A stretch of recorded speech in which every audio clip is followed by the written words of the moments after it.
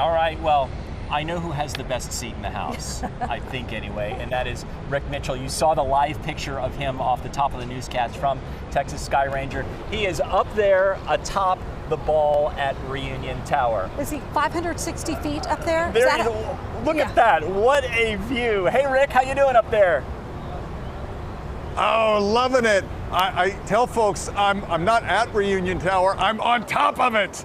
And I get to be in a place that a lot of folks normally don't get to go. This is where they like shoot the fireworks off on New Year's Eve. So this is a wonderful view. Now, granted, it's a little hazy, it's a little murky. We have these low clouds on top of us, okay? They were to be expected. Remember, we talked about this batch of low clouds. The question is, can it thin out as we get closer to the eclipse? And I'm still holding out some hope that we will see these low clouds kind of lift and scatter out just a bit, okay? Maybe not for everybody, maybe not the entire zone of totality, but maybe enough for you and for me to see some of this eclipse. And you can see our satellite picture there representing the cloud cover as seen from our satellites 22,000 miles up in space, where you see the kind of the milky white color. Those are low clouds. On top of that, there's going to be some high clouds. So if we get rid of the low clouds, we're still going to have the high clouds to deal with, but that's all right. They're a lot thinner, and I think we'll have our opportunities. It's not a promise. Maybe it's wishful thinking. I don't know, but it's too early to punt. It's too early to say it's going to be a bust. Look, I'm optimistic. I got my glasses. My wife got me the glasses. I gotta use the glasses. I can see the sun through the clouds just a little bit. I'll tell you one thing that has changed. I got up here about 9:30. It's 11:05 right now. The humidity has increased considerably. That's a surge of moisture coming back in. And that will set the stage for the likelihood of seeing some thunderstorms later on, including some severe weather, but nothing like that during the eclipse, okay?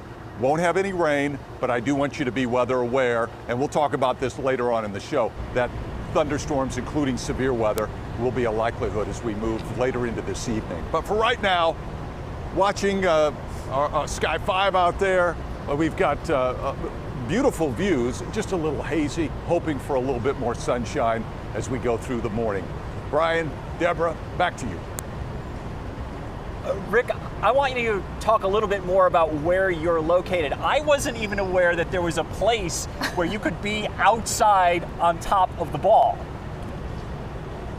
Oh, okay, so you have to go from the restaurant through a secret door, and then you have to climb up a secret set of stairs, multiple stairs, and have to show the right code, and that will get you out on this roof. There's actually a layer that is one level above us, Brian, that even is a little bit higher, but we're pretty high, 700 or almost 700 feet.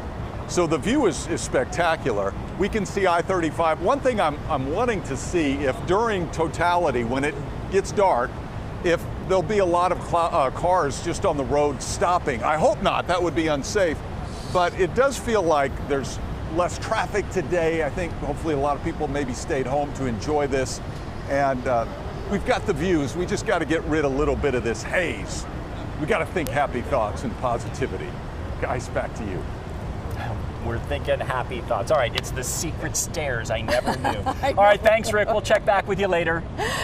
I'm nervous just looking at him. I am afraid of heights, yes. But speaking of the cars on the highways, I don't know if you noticed this driving in. TxDOT has up those signs, you know, leave early, stay put, leave late. Yeah, I like the stay put. Yes, exactly. Yeah, just lock it down. There are watch parties all over the place, and one of those is Grapevine. Grapevine knows how to throw a party, so who else would we send there but Maria Guerrero? A resident party girl. That's right. Maria Guerrero in the middle of the action. Yeah. Good morning, Maria. Hey there, guys. You know, y'all know very well that Grapevine is known for Christmas, but today it will be the best place. I hope, right? It looks glorious right now, but it will be known for this party that's just getting started.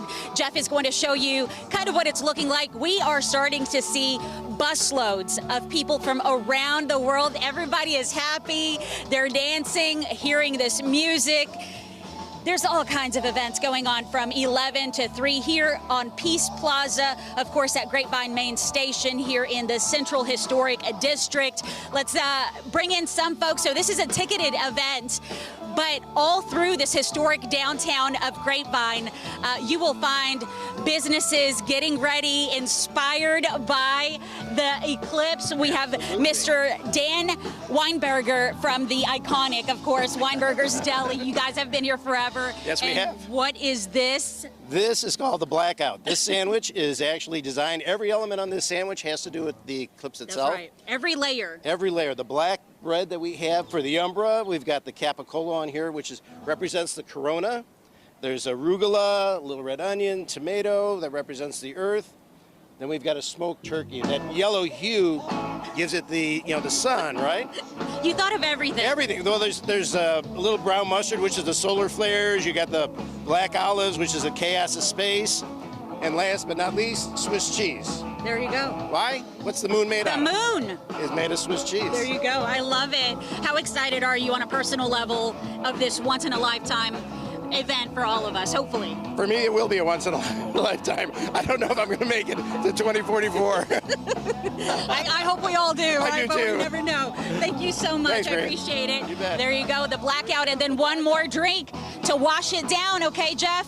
We're going to bring in the Harvest Hall mixologist, Miss Patricia Calderon, to, you're getting a little thirsty. What did you make over here? So we call this the Ring of Fire. It's a vodka infused with jalapenos. You get a little spicy and sweet, just in time for the spring. There you go. It's a little, is it nice and stiff? Yes, ma'am. You ready for this big event? I am. I'm ready to kick it off and see this once-in-a-lifetime eclipse. Enjoy. I will. Thank you so much. Those are some galactic themed food and drinks that you will find not only here on Peace Plaza at their event, and you can go inside, of course, Harvest Hall, the Grapevine Main Station, but all through this downtown area. Everybody's super excited, especially since we're starting to see the sun. Let's hope that it keeps going, guys. We're going to send it back to you. All right, Maria Guerrero, proving that, yes, Grapevine knows how to throw a party, living up to that reputation. Yeah, that drink looked awfully good, didn't it? Yes. Especially in this After the show. All right, there's a lot of science that goes on today. This is, after all, a total solar eclipse, a really rare opportunity to learn about things happening in the heavens. Where better to learn about a total solar eclipse than the Perot Museum in downtown Dallas? Our Deanna Zoga is there for us today. Hey, Deanna. Hey there, guys. Good morning. Well, yes, here at the Perot Museum of Nature and Science, they have the science part down. The Perot planners here for this party have brought in a couple dozen astronomers from Carnegie Science, so the observatory in Pasadena, California. A lot of those astronomers are going to be walking around. They're going to be mingling with the crowd. They're going to be answering some questions about what we expect to see and walking people through this experience of this total eclipse. I don't know that they're dabbling in meteorology today, so we're definitely watching the clouds, but they certainly will be answering those science questions. Just kind of want to pan over and just show you, if we can.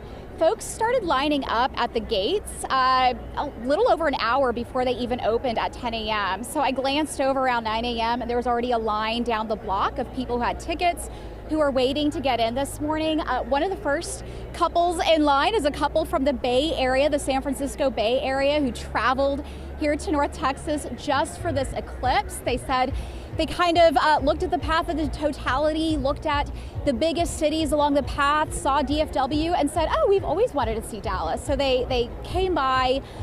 They were also a little concerned about the cloudy weather, but I'll tell you guys, I've actually experienced a total eclipse in 2017. My family traveled to Missouri, where my husband's from, and I do remember that was a cloudy day, but it didn't ruin the day. It was still a really cool experience. We could still kind of see the weather changing, the temperature drop a few degrees, things got dark. It was really cool to see and experience. So I personally am not sweating the clouds too much. I still think it's going to be a really, really fun day.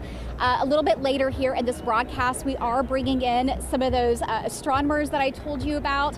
Let's bring on some PhDs to explain this to us. and talk a little bit about what you can expect if you are watching this eclipse at home. Back to you guys. All right, thank you for that teaser, Deanna, because that's a good reminder that clouds or not, this is still going to be an amazing event to share. Right, and she talked about the science. Grant Johnston, our morning meteorologist who is ill and couldn't be with us, we would have discussions about the science. He said, Grant, help me understand this, help me understand this. He said, Deborah, it's very simple. The total solar eclipse means the moon is going to move in between the sun and the earth, and it's going to get dark. It's so simplified. Yeah, I heard some scientists say it's one thing moving in front of another, and I'm like, okay, got it. Well, speaking of things that are moving, definitely there are lots of flights, of course, right here out of Dallas-Fort Worth, the DFW Airport and Dallas Love Field. Our Candace Sweat is at Love Field right now, who may have gotten the plum assignment of the day, and that is being on board a Southwest Airlines jet flying along that path of totality. Candace, tell us more about this adventure. Yeah, no, this is really, really exciting. We're here at Love Field, going to be on this Southwest flight. Brian, I heard you say that Rick probably has the best seat in the house. I don't know about that. I think that I could certainly compete for that with us going up some 35,000 feet above the ground. This is truly a once-in-a-lifetime experience. People are purchasing tickets or have purchased tickets for this flight to Pittsburgh specifically to see this eclipse and to travel the path of the eclipse. I want to talk briefly with Southwest Representative Julia Melli. This is really exciting. About how many people are going to be on this flight today? There's about 150 people on this flight today, and we're all just so excited. We're calling it a Solarbration. Celebration, I love it. Any bad seats in the house, so to speak, right? Yeah, no, it's Southwest Airlines, so every seat's a great seat in the house, and we'll have to see how it goes, but we're hoping everyone gets a great view today. Yeah, thank you so much. You know, I was speaking to another pilot who says he's really, really confident that we are actually going to get some very cool, very unique, again, once-in-a-lifetime views from, again, 30 to 35,000 feet above the ground. We're going to follow the path over Indianapolis, St. Louis, then, of course, land in Pittsburgh. In fact, I spoke with the gentleman over here to my left, your right. He flew in from Pittsburgh, touched down in Dallas, and he's getting right back on the flight to go back to Pittsburgh, again, just to see this eclipse. So folks, really, really excited about this. Going to have some pictures from above the ground. Going to have, you know, all these stories from inside of the plane. We are incredibly, incredibly excited out here at Love Field. Back to you. All right, thank you so much, Candace. She may be the one who gets the best pictures of all of us. I'm above excited the clouds. for her. Yes, right, yes. Our coverage is just beginning. Stay with us. We'll be right back.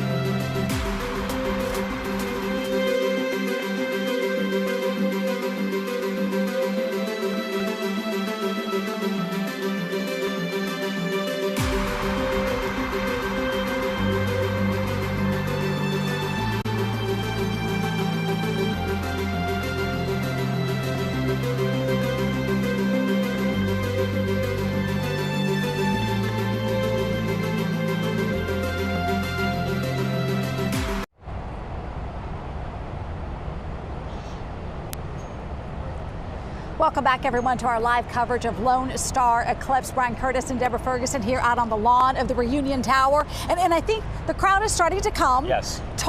Totality doesn't hit until 1:40, so there is a little bit of time for you to get down here. Do it sooner, because that's all the talk is. You want to come early, stay put, and then leave late. And so far, the traffic does not seem to be too bad. So if you want to come down here, don't let that deter you. Right. Remember, DART is also an option. This is true. It's right there. Take it right down here and join us. I want to draw your attention to the corner of your screen. You can see down there we have a small picture there of the sun. That is what the sun looks like right now. And we're holding out hope here, because even though we have some cloud cover, occasionally we have gotten some breaks here in the clouds. So if we get lucky, we're going to see it. And I think every time we do, Brian and I put on glasses. Okay, what do we see? What do we see? So Brian and I are here on the lawn of Reunion Tower. We have crews scattered across North Texas. We want to head now to the Cotton Bowl, where our Noel Walker is with thousands and thousands of people here for this historic event. Hi, Noel. Hi, Deborah. Yeah, when we got here at dark 30 this morning, there was nobody but us. Well, very few people but us, and it was dark. Now we have been joined by a few of our now closest friends, and more still coming, as we are still a bit away from even the partial eclipse part of this. But I'm joined right now by some of my friends. Come on in here. This is Tristan Kojo, and this is Ariana Lucky, which is a great last name. Both of you from St. Anthony Academy. You're a teacher. You are a student. What grade are you in? 4th. So what kind of work did you have to do to be able to come here for this day outside for school? So I had to study about the eclipse and learn about it. What was it that you wanted them to experience by bringing them out here for it, as opposed to just stepping out in the classroom? Just experiencing this once-in-a-lifetime thing. So just to be able to actually see the moon cover the sun, so that way we're able to see the shadows and whatnot, and the energy and the neurons and stuff all around on the outside. So just to experience it all as well with their classmates, and just having a good time too. Just experiencing this once-in-a-lifetime thing, and we might not ever see it again, but just making sure that they are knowing that this is important, this is special, and being able to be a part of it is just awesome. Have you grasped that yet? Just like how lucky you are to be in the position that you're in terms of like where you live, that the sun is, that it's happening over us. Yes, I feel very lucky. So I have to tell you that we have cloud cover here, and every time the sun comes out, I hear cheers coming up over here. How is that helping? It's making me feel proud, because I get to see the eclipse for the first time in my life. Have you seen a partial one before? No. No. So this is the first time ever? Yes. So what is it you want them then to take away from this experience? For some of them, like Ariana, it's the first time ever. Just being grateful that we're actually able to physically be here in person and see it. And just take away that science is never ending, and just to be able to explore new things and just kind of bring new journey to them and experience things that they've never done before, and to kind of learn like, hey, science is actually cool, and you can study it just as much as these people have, and it can be fun. It's not always just bam, bam, bam, bam, but it can be entertaining. So just to take away just a little bit, that's all, and a little knowledge from what they're learning from here too, and all the speakers. Thank you both for joining me. Enjoy your eclipse. Thank you. We ran into another teacher across the way. You'll see her in a little bit probably. But she played hooky today from school, because she is a big Neil deGrasse Tyson fangirl, I would go so far as to say. So he is supposed to be speaking here today too. So we're waiting for that, as well as the eclipse and all the other stuff they have planned here at the Cotton Bowl. Reporting live at the Cotton Bowl, Noel Walker, NBC5. All right, Noel Walker, thank you so much. And I love that. No telling, what the future will be like for some of these kids experiencing this today. I know. Just set off new careers and new ideas, and their imagination can take them anywhere. Spark that passion for science. Yes. And what a nice crowd they have there at the Cotton Bowl. Too, That's really great to see. Let's go back up to the top of Reunion Tower. That is where we have our chief meteorologist, Rick Mitchell, stationed for this celestial showstopper. How's it going up there, Rick? Oh, it's like an emotional roller coaster, guys. We see the sun peek out, and we're happy, and we know that it's going to go back in the clouds. But I've looked at some of our satellite sites that I go to that show the satellite view, and it does show that the low clouds are thinning a bit, especially to our south. So given that we still have more than 2 hours to go, I'm cautiously optimistic that we will see some sunshine. I'm hoping, but as you can see, as we look out over downtown Dallas, it's still pretty murky. The humidity has increased considerably, so there's a certain amount of haze in the air just because the atmosphere is very humid. But if we could get those clouds to go away, I don't think that haze is going to cause us any problems. One thing I wanted to address, I got an email from someone yesterday that said, hey, I haven't seen the moon. Where is it? Well, the moon is in a phase called the new moon, all right? And you can't see a new moon. That's one of the reasons why this eclipse is possible, because it has to be in that new moon phase. And that's why you wouldn't see it moving across the sky, because it's in the new moon phase. Think of it, it's kind of invisible to us. So we will certainly experience the shadow that it creates. And there we go. Little sun. Can I see my shadow? Hello, shadow. See, emotional roller coaster. Sun peeks out, now it's gone again. This is going to be an exhausting 2 hours emotionally. But we hold out hope that these clouds will thin a little bit more. No promises, no guarantees. Hopefully it's not just wishful thinking. But from the meteorological standpoint, there is the potential we could end up seeing thinner clouds. And keep in mind, the high humidity that you feel will lead to thunderstorms later today. Let's not lose sight that we could have a fairly active severe weather pattern coming up, but that will be after the eclipse. Brian, Deborah, holding out hope, fingers and toes crossed at this point.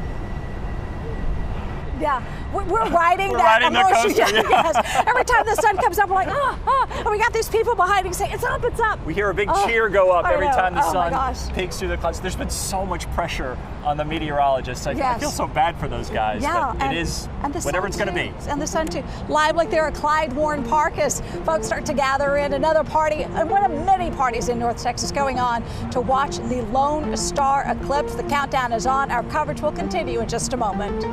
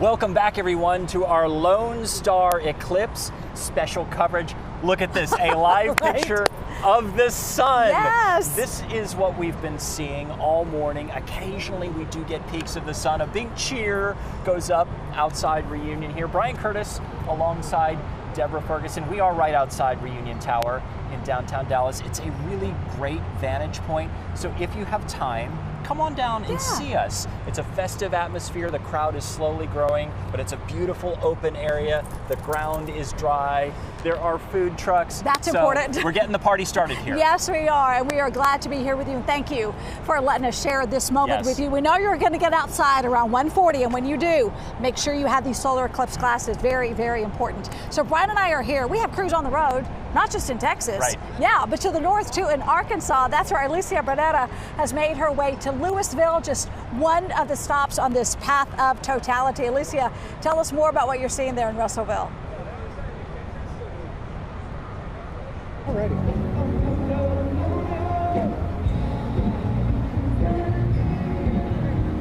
Hey, Deanna Zoga here, live in downtown Dallas at the Perot Museum of Nature and Science with someone you might recognize. The Today Show's Al Roker. Hey Dee, how are you? Just grooving on some of the tunes here. Yeah. Good to see you. Little Eclipse tune. It is good to be seen. I tell you, this is a party here. I guess this is the parking lot for the Perot Museum of Science and Nature.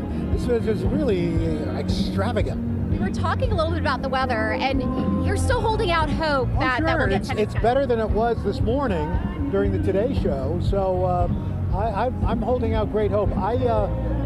Back in 2017, I was on the deck of the USS Yorktown, and we had lightning and thunder all around us. And just as it started, things started to open up. So I have great faith. I'm not sure I'm going to get out tonight to get back home because of the storms that are coming. But that said, I'm very excited. Having experienced that total eclipse before in 2017, what should people at home expect? What should we be thinking about when we're outside with our glasses on, of course, looking up? Well, I really do think it's one of those moments that, we're not looking on our phones, we're not scrolling, we're all looking up. And it's just one of these miracles of nature, and realize there's something bigger than us and that we can all take part in a communal sense.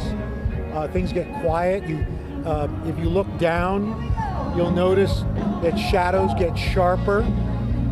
Things quiet down. Birds will stop chirping. You're going to feel the temperature drop. Humidity level may rise a little bit. Wind drops. It's eerie, yet it's this. Your senses are heightened. One thing I've heard from people is that it goes back to just evolution. Our ancestors at some point didn't know what was happening when there was a solar eclipse. So something inside of us makes us pay attention. Well, look, it's something that we have no control over, yet it's benign. I mean, so many natural things, natural forces, whether it's hurricanes, tornadoes, rainstorms, snowstorms, whatever, we have no control over, and they can leave us pretty well rocked. But this is something that keeps you just grounded, and you feel like, wow, I was part of something. And everybody will talk about, the kids, everybody will talk about, I saw this, I was part of this. Speaking of kids, we're seeing a lot of families, a lot of folks coming through the gates. They're expecting, 7,000 people in this parking lot to watch together. Yeah, and that's kind of cool. I mean, downtown Dallas, I think they're expecting 400,000 people? And look, eclipses are good for business. Your camera person, go wrap it. I wasn't sure whether you're doing this, or there's a chopper ahead. There's been choppers overhead the whole time. Anyway, it's going to be great, and just enjoy it. Enjoy it. You heard it from Al Roker. Rain, shine, clouds. Come on, Dee, let's go. Enjoy it today. Back to you. We're wrapping it up. That's it. That's all the time we got. Nothing to see here. Go back to your homes. Bye, guys. All right. Al Roker, never one to lose words. Enjoyed having him with us today. What a big deal. Yeah, he does. We have it too. All right, well, we have crews everywhere. And one reason we have crews everywhere is we want to make sure we are able to bring you the best pictures possible when we are in totality. So we went about 350 miles up the road to Russellville, Arkansas. That is where Alicia Barrera is stationed for us today. Hey Alicia, how's it going up there? It's going well, you guys. We're over here in Arkansas. I was telling you earlier, super sunny, absolutely beautiful. We're getting closer to the middle of the Maine on the Moon over Maine is the event here in Russellville, Arkansas. And what you're seeing is a lot of people having picnics out here. It was pretty slow this morning. It was so cold. In the 40s, but now we've made it to mid-70s. It's supposed to reach 83 degrees, and right now this line that you're seeing are folks trying to get in line to see the folks over at NASA. But it's been an absolutely beautiful event so far. People super excited, everyone in good spirits, because here it is just clear skies and it is sunny. So we are so blessed to be able to be in the path of totality over here. 4 minutes, 11 seconds is what we will be able to experience today here in Russellville, Arkansas. Back to you guys.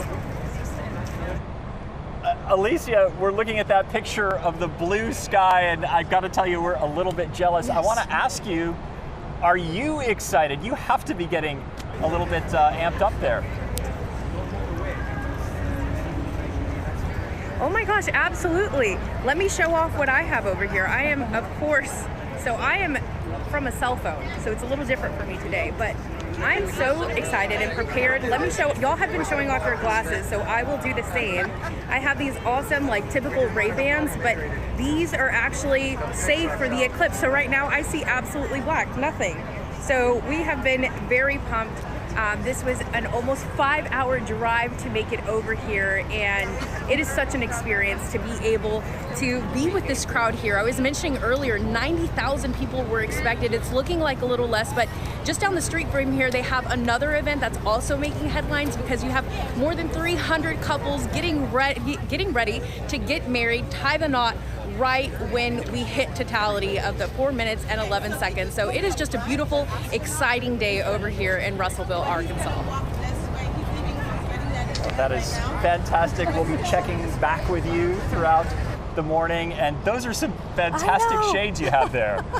I'm looking at our little paper, our little cardboard ones. I'm glad we have them. It feels so inadequate, right? Yeah, exactly. But of course, Alicia would be the fashionable one out there, definitely. So let's bring it back to our coverage here in Dallas, with the city of Dallas throwing lots of different events. I mean, right here in just this area, we have the Lawn and Reunion, we have Clyde Warden Park, we also have the Perot Museum, and different little spots. But the city is pretty proud of something that it pulled together at Samuel Farms in Mesquite. This was run by the City of Dallas Park and Recreation, and they started the party a few days ago when people could camp out. Our Alana Quillen has been with this group throughout the day and joins us now with more there from the Samuel Farms in Mesquite. How's it going, Alana? Hi. Yes, you know, a lot of people are getting free glasses when they walk through the doors here, and they're already putting them on to try to check the sun out, and that's what I've been doing periodically to try to see what I can see. Nothing yet so far, so a little too early to put those on, but there's so much going on out here. It's truly a party. We've got crafts, we've got bounce houses for kids, we've got a DJ. There's just so much to do out here. Food trucks, food tents. We've even got some archery, fishing, and some other fun stuff going on. But I want you to take a look at this beautiful sunrise out here this morning. A lot of the people got to wake up to this morning. This is a whole nother set of people who are here. They've been camping here since Saturday morning. Dallas Park and Rec officials set up the tents, the cots, and the grills, and the campers just showed up with the rest. Now, we caught up with several of those campers cooking up breakfast before the big eclipse. We met some people from California, from Boston. One woman even flew in all the way from Sydney, Australia. You'll hear from her in the next hour, but a lot of these folks have just seen at least one eclipse before. For others, it's their first time ever, and well worth the trip to Texas. We even met a group of astronomer friends from out of state who chose these campgrounds here in Dallas to witness this special moment. It's great being amongst people who are all going to experience this short but very incredible event. Because even if you can't see it in the sky, still, you know, everything going dark and stuff it's just something that you can't really explain, and that's why we brought our friends with us, because I feel like if anyone's not seeing it, they're really missing out, you know. So yeah, we're really excited for it.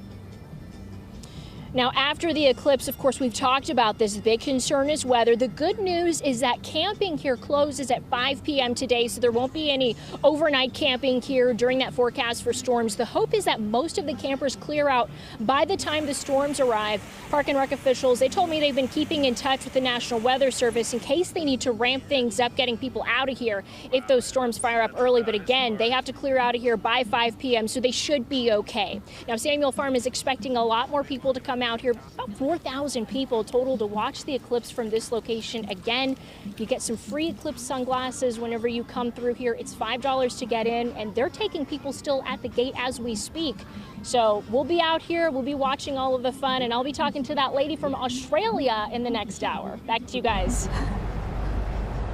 All right, Alana, thank you. Very good point about keeping people aware of the weather. I mean, those of us who are from here, we know about spring storms. Right. The out-of-towners may not be so familiar, of course, so we need to make sure they are safe. What time is it, Brian? It is 11:40. You know what that means? 2 hours? Just 2 hours from Totality. Not that we're counting or but anything. We are, yes. But we are, right? You know who has a cool spot is our Larry Collins. He is in Arlington at the University of Texas at Arlington because they're having something called a Solaration. Very clever. Hey Larry, what's going on there? Hey, good morning, guys. Happy Eclipse Day to you, Deborah and Brian. It is, the perfect place to be. We're right outside the planetarium, and I have got the director of the planetarium here with us. Good morning. It's a big morning here for the campus of UTA. We're seeing the students start to get out and about. Talk to me a little bit about the excitement that surrounds a day like this, not just for the planetarium, but for the entire campus. Sure. This is something we have been waiting for a long time and preparing for a long time, because the total solar eclipses are big deals, and it is visible. We are on the Totality path, so it's going to go across our campus. This is a great celebration. I cannot just speak more about that. So I know that there are scientists who will be studying this eclipse very closely before, during, and after, and it's a lot of the atmosphere. Tell me, what are they looking at, and why is an eclipse the perfect time to look at this? There's one thing that is not normally visible is the gas layer around the sun. It's called corona. Just like our atmosphere, the sun also has a gassy layer around it. And that layer is important because that gas layer produces a lot of plasma particles because of its temperature. And those plasma particles are actually interesting for us because sometimes they can damage our satellites, and those are the ones actually causing northern lights if some people are traveling to see northern lights. So this is something we continuously monitor. Just like the weather forecast, we also have space weather forecasts. So the predictions and the models based on these forecasts are completely based on this gassy layer. But studying that gassy layer is not really easy because we cannot see. The sunlight is so dominant when we look at the sun, whatever filter we use, still it's not allowing us to get detailed images and data from that the gas layer. So total solar eclipse is a perfect opportunity for this. I appreciate you stopping and tell us about that. So beyond the spectacle and all the fun involved with this, there's some science that's going to help us out along the line. They're canceling classes starting at 1 o'clock today, so we're going to see this plaza fill up with students. They're all, as they're walking to class right now, of course, with glasses in hands, looking at the sun, watching the clouds roll in and out, hoping that by the time the totality comes our way, we have a nice clear sky. Back to you guys. All right, happy Eclipse Day to you as well, Larry. We'll check back with you later in the day. So we have seen a celebration. We've been to Eclipse over Ennis. There was the party in Grapevine. We have much more still ahead on Lone Star Eclipse. If you're wherever you are, send us some pictures too. Yes. Yes, hashtag NBC5 Eclipse. We would love to see what you're seeing. We're going to take a quick break and our coverage will continue in a moment.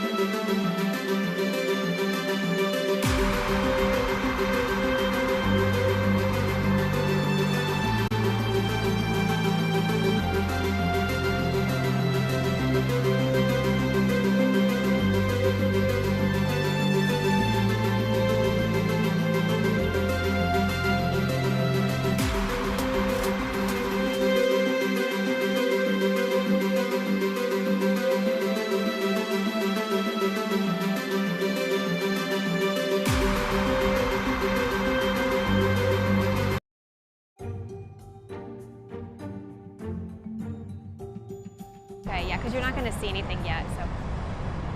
Welcome back, everyone, to our special Lone Star Eclipse coverage. 11:46, less than 2 hours to totality. This is a live picture from Frisco. This is Rough Riders Field. You can see people gathering there, families just playing. What a great occasion to just kind of get together and have sort of a communal experience. We're seeing scenes like this all over North Texas and all along the path of totality. Just people gathering and having a great time. And I think what's cool, Brian, is in many of the instances, it's families. Right. You know, mom's, dad, maybe they didn't have to go to work today, or maybe they say, no, I'm skipping work, but they wanted to enjoy it together. So that's the outdoors, Frisco Rough Riders. One of the other places that we want to take you to is the Botanic Garden in Fort Worth. They are saying, immerse yourself in nature as the moon dances across the sun. What a beautiful spot. I love that. And they're in that beautiful spot is our Tahara Rahman with our live coverage. Tahara, good to see you. What's the plan there, Botanic Gardens? Good morning, guys. It has been a wonderful, glorious morning. We've been getting some good extended windows of sun, and we're hoping it stays that way. Let me show you what we're working with. We have food trucks in the back, and we also have games of cornhole going on. So we're just vibing here. There are families out here, and there are also folks who came out solo, people with their telescopes set up, cameras, their Eclipse t-shirts, and we also saw some Bucky snacks. You can't forget that if you have Totality in Texas. We've also already talked to visitors here from coast to coast, Oakland, California, Brooklyn, New York, and of course everybody keeping an eye on the clouds right now, hoping that this sun stays in place to get that full total eclipse effect, to see that corona. But some have made peace with the chance they might not be able to see all of that in totality, and they say, you know what, they're going to be happy for the experience anyway. I'm a little worried, but I won't be devastated. I think we'll get at least some part of the experience. I will not be disappointed. It's just the experience of being here and participating. Now, there's also some really cool nature observations that are going to be happening here, guys. So they have teamed up here at the Botanic Gardens with NASA, and they've placed some sensors across the gardens so that they can monitor how plants and possibly even animals react, if at all, when totality happens. So they're going to be looking at the goats, they're going to be looking at the monarch butterflies and the plants here. So that'll be really interesting to see what comes out of that too. Back to you guys. Yeah, that is true, Tahara. We have heard that in those moments of darkness, that plants will fold, flowers will fold up, that the crickets will start chirping again. So just some unusual sights and sounds. I'm curious if you know anything about this, Tahara. I thought I saw somewhere there about the Fort Worth Botanic Garden that they were working with Lighthouse for the Blind in order to help visually impaired hear the eclipse as it happens.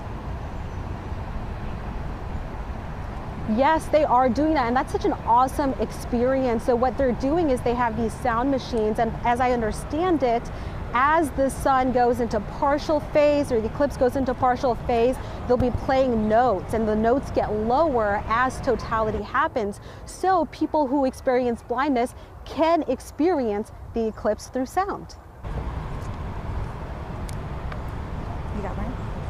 Okay, Tahara Rahman there at the Fort Worth Botanic Garden. Thank you so much, Tahara. And look who has joined us. I was out on the lawn, now I'm back over here. Davies, just think, after today, no one will ask you again, what's the forecast going to be? What's the forecast going to be for the eclipse? I mean, it's still going to be pretty active. I'm sure they're going to ask. But also something that people have been asking us about is, if you haven't gotten your glasses, can you still view the eclipse? Because we know that it's not safe to look at it. The only time you can look at it directly is during totality. So that's for about 4 minutes. Big cheer going up here. Let's see what's going on. The sun has come out here. The sun is out. You can see it through the glasses.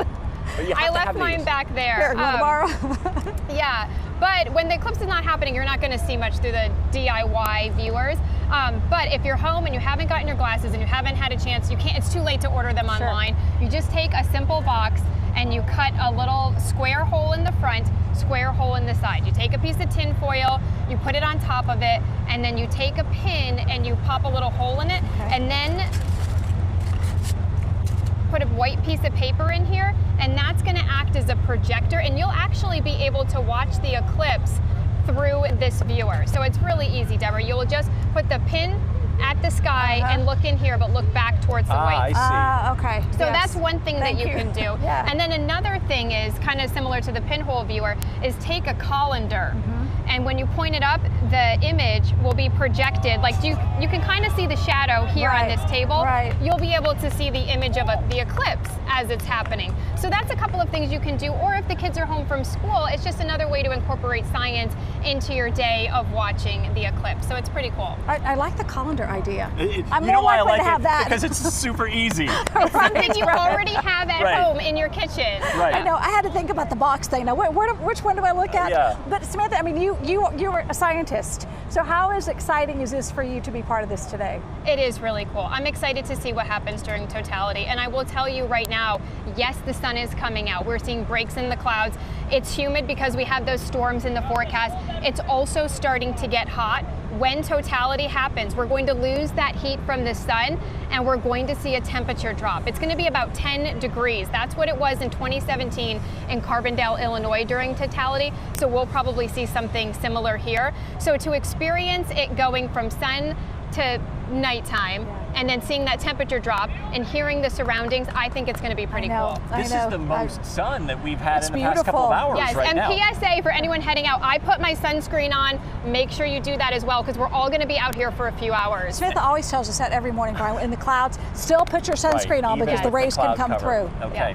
All right, Samantha, thank you for the tips. Yeah, we'll be checking back with you throughout the day. All right, we've been talking a lot about animals and how animals might react with this sudden nightfall. I'm thinking my animals are going to think that it's dinner time. All 4 dogs are going to be like, okay, Dad, come on, time for the feed. Yes, well, we may hear the crickets that have been out here on the lawn earlier this morning. Right. But another sweet spot to be is at the Dallas Zoo to find out what will be happening with the animals. And our Vince Sims has that assignment for us today. And I'm sure there's lots of interest there at the zoo, Vince.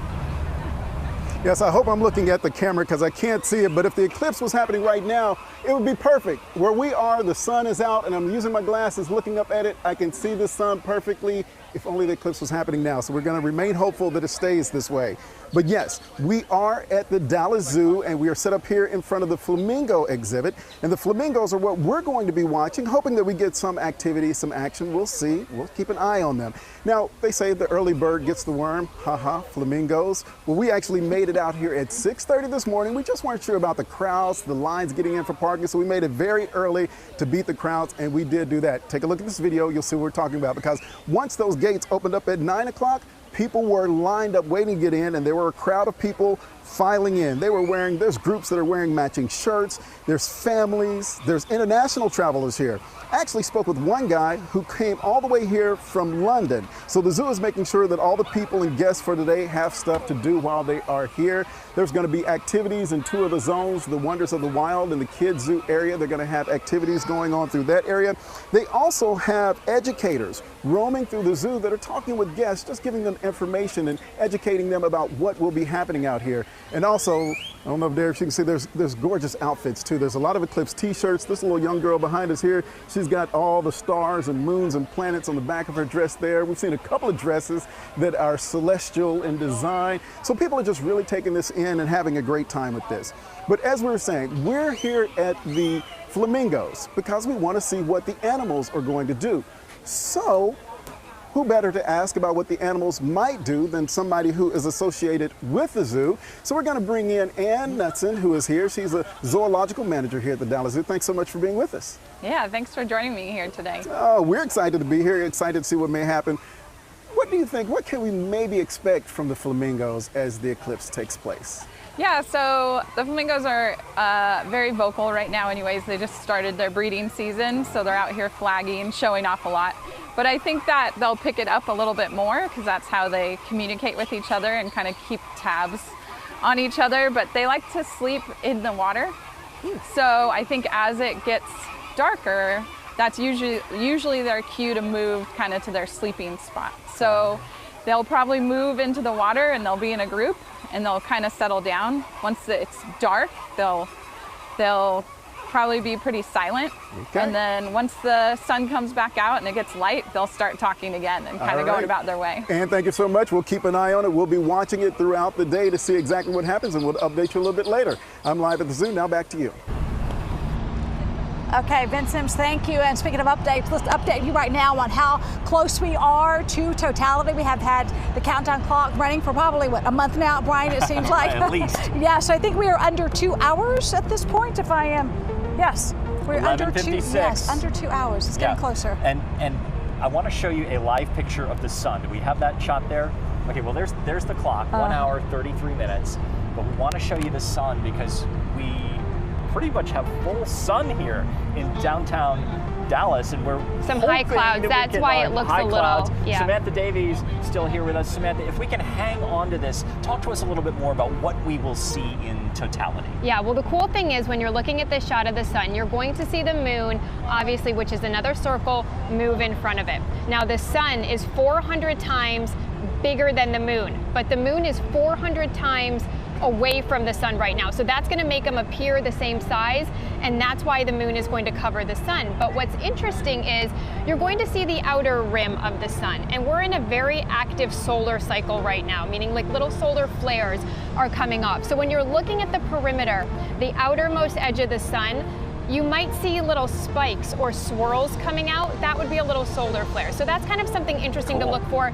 There may be a little bit of a diamond shape as well. That's what I'm looking for. I've seen videos where people screaming, "The diamond ring!" Yeah, that's what it is. Yeah, so you'll be able to see that during that totality. All right, I want you right here with me when it happens.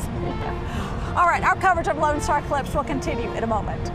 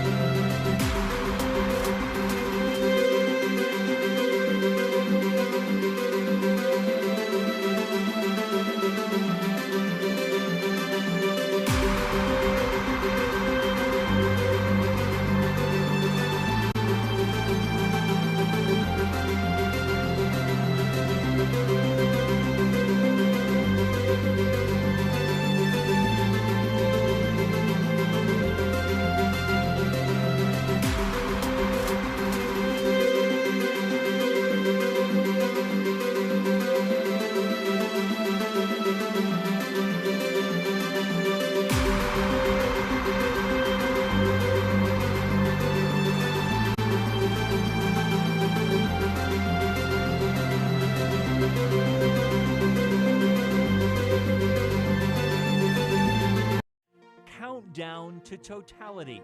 A rare total solar eclipse is racing toward DFW. Some of them said it was the best thing that they'd ever experienced in their life. Millions will pause together. It will be an experience here to watch the shadow of the moon move across the region. From North Texas and beyond, we are bringing you the phenomenon live.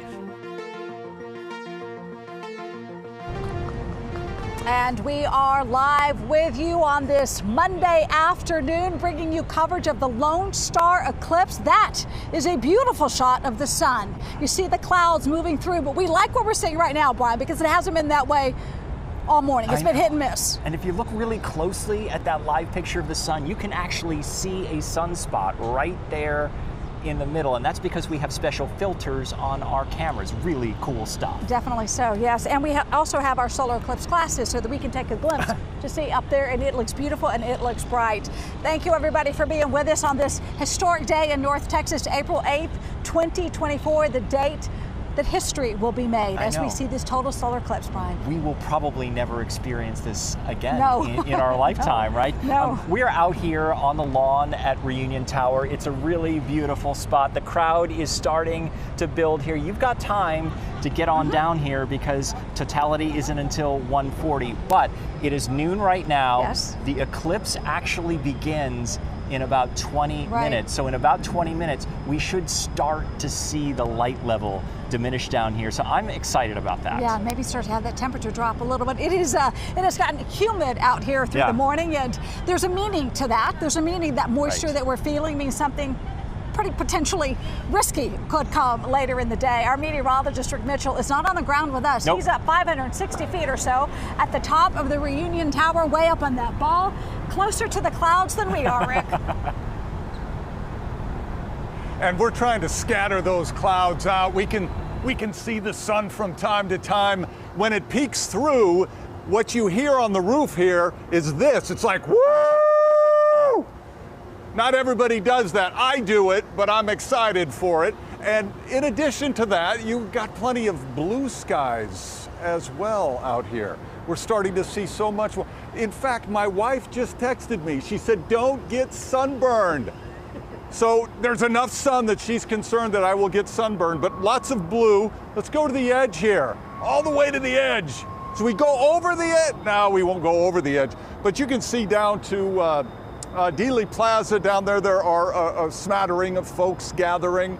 And I suspect as we get closer to the actual eclipse that people that are in downtown office buildings and stuff will start filtering outside. But it's kind of happening, the hopeful thing that we were clinging to, it's kind of happening.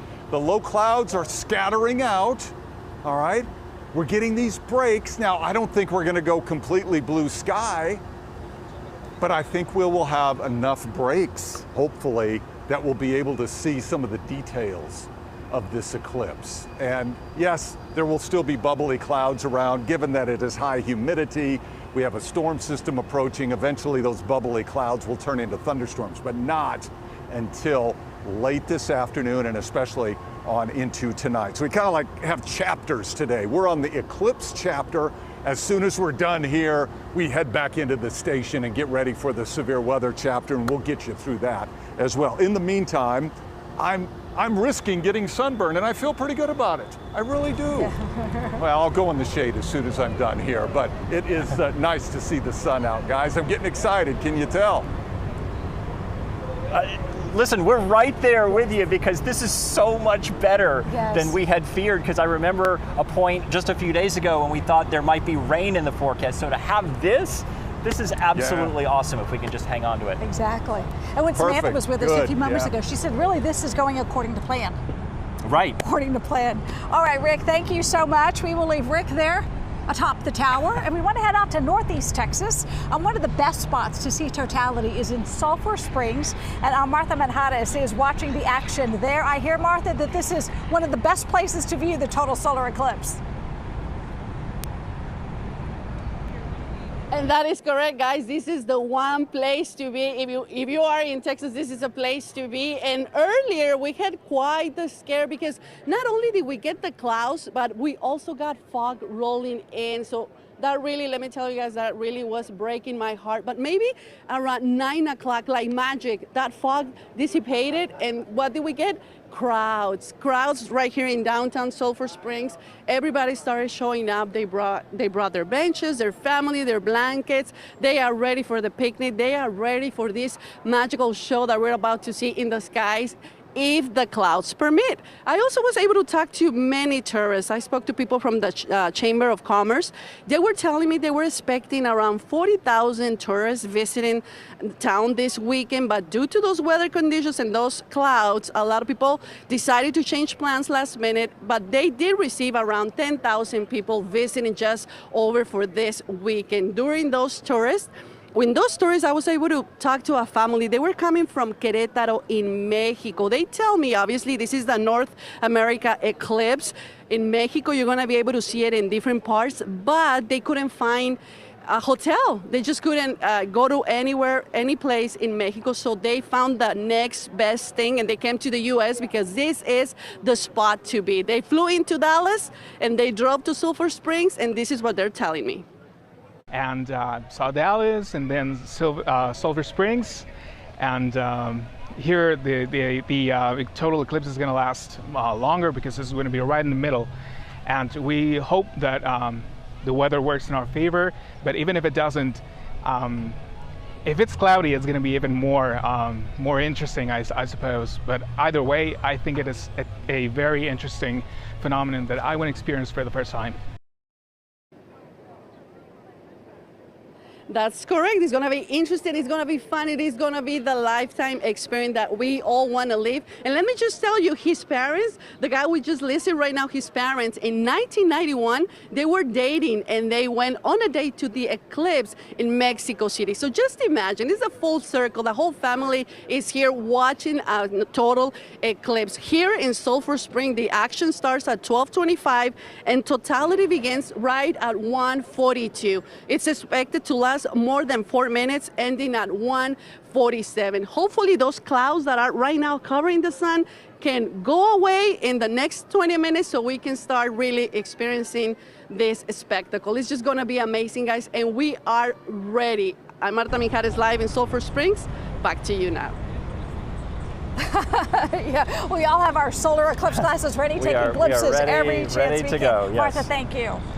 All right, we have Texas Sky Ranger up, checking things out. We have a live picture, I believe, of Clyde Warren Park in downtown Dallas. Wow, look at that. Look at the crowd that has gathered at Clyde Warren. You know, I remember when they built Clyde Warren Park, some skeptics wondered if anybody would use it. Yes. Well, there is your answer. Right, this is exactly what we were hoping for, that we would get this beautiful gathering spot in downtown Dallas, and people are definitely taking advantage of that. You know, they have that beautiful new fountain at Clyde Warren Park. Yes. And how great must that feel on a day like this, because it's actually getting a little toasty out here. Yes. Now that the sun is coming out, it's getting warm. You know what I think is interesting, Brian? It's like all these different areas kind of marketing a competition for who is going to have the best view of the total solar eclipse. Like Sulphur Springs, where Martha Mijares was, you know, the perfect spot. We're on the center line. Clyde Warren Park and its messages about today, the perfect spot to watch the eclipse. I think anywhere is going to be perfect as long as those clouds separate just a little bit. Wherever you are, if you get a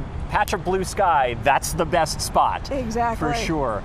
We also have Diana Zoga. She's at the Perot Museum in downtown Dallas, and that is also a fantastic place to be today, especially if you're a kid, you know, and we're hoping that this might be an opportunity that it will spark the imagination. How many future scientists will start today because they were blown away by the wonder of this event? And there are, if I'm correct, NASA scientists. They're also part of a project to study what will happen during the total solar eclipse. Our Diana Zoga is there. Diana, take it away.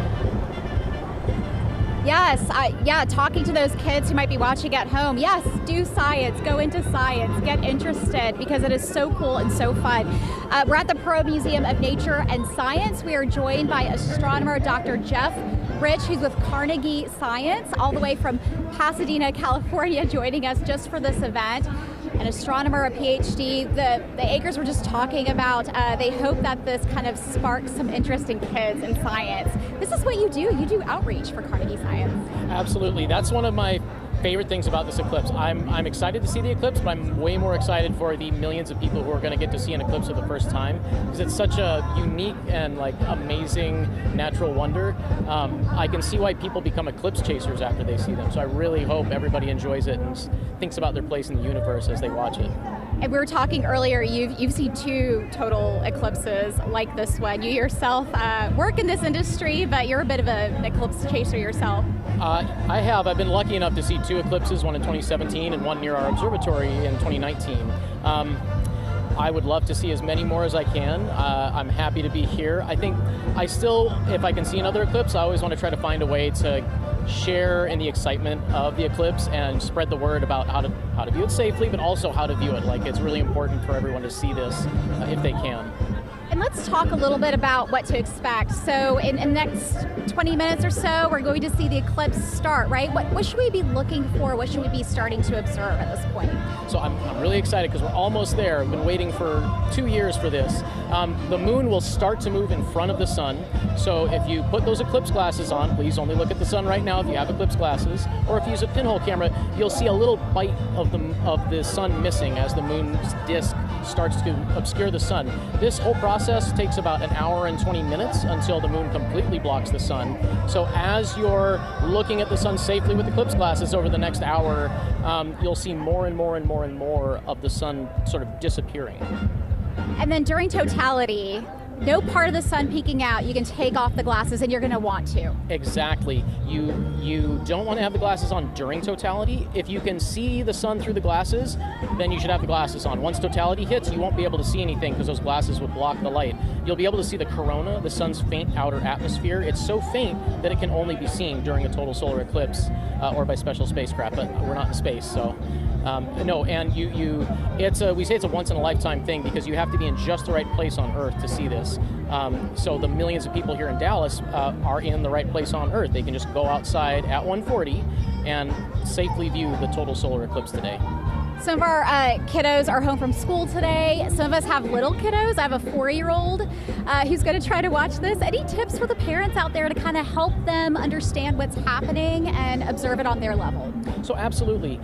The thing we've been telling kids all week and adults is never look directly at the sun ever. Even it's an eclipse day, so everybody wants to look at the sun, but that goes for any time.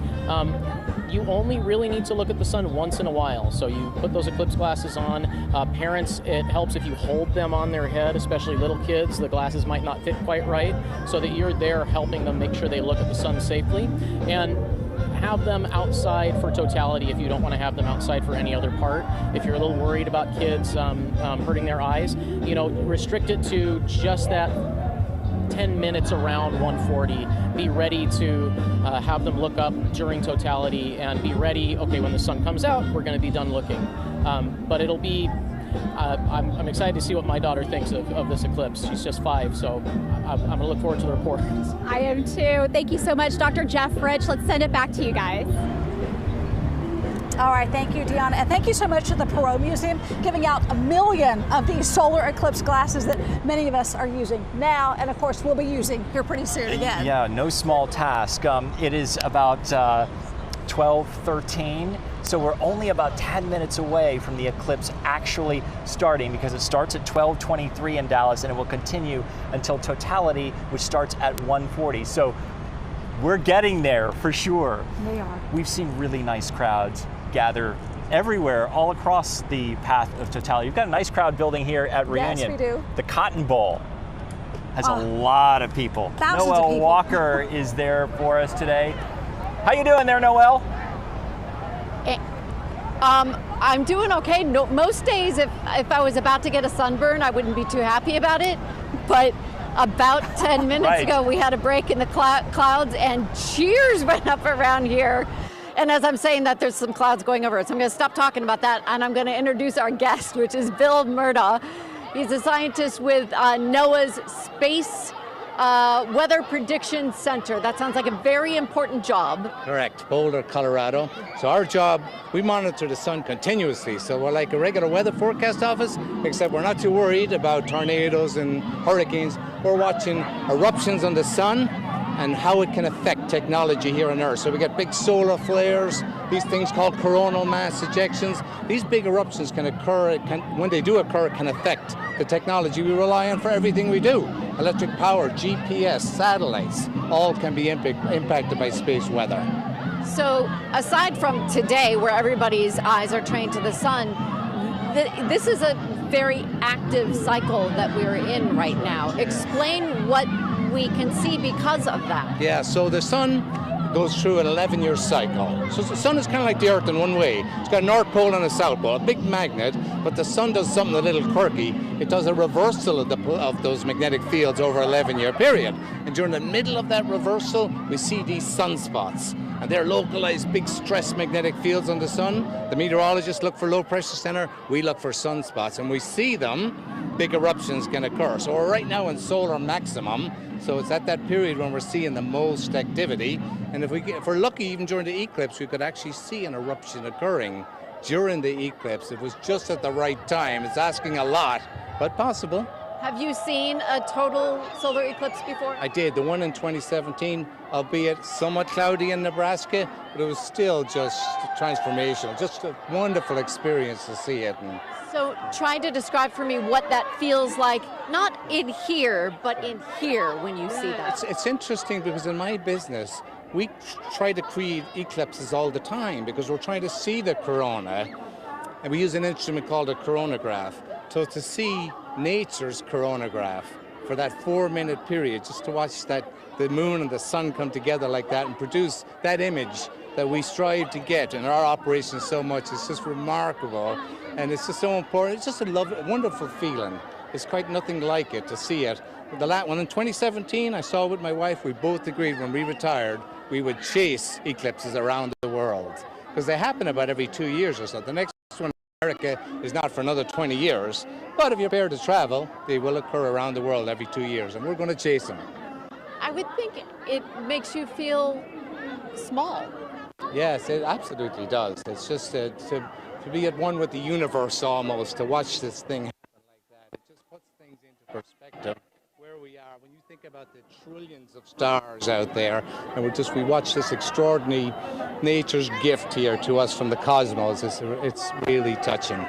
What do you think when you see all of these young kids out here to witness this and to learn about what's happening?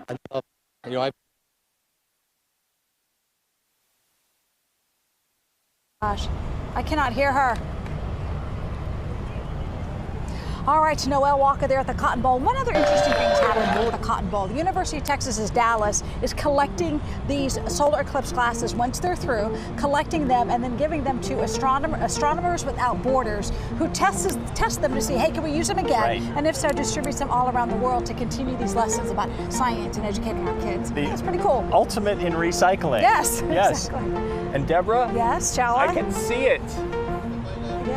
Yeah. It looks beautiful. It's really cool. We have basically full sunshine here in downtown Dallas right now, so we're hoping we can hang on to this. Let's take a live picture from atop Reunion Tower. We have a crew up there, including our chief meteorologist, Rick Mitchell, overlooking Dealey Plaza there. Look at the crowd gathered there. There's always a crowd there for historical reasons, Yes. but obviously folks gathered there to see the eclipse as well. Our coverage of this celestial showstopper continues in just a moment. Don't go away.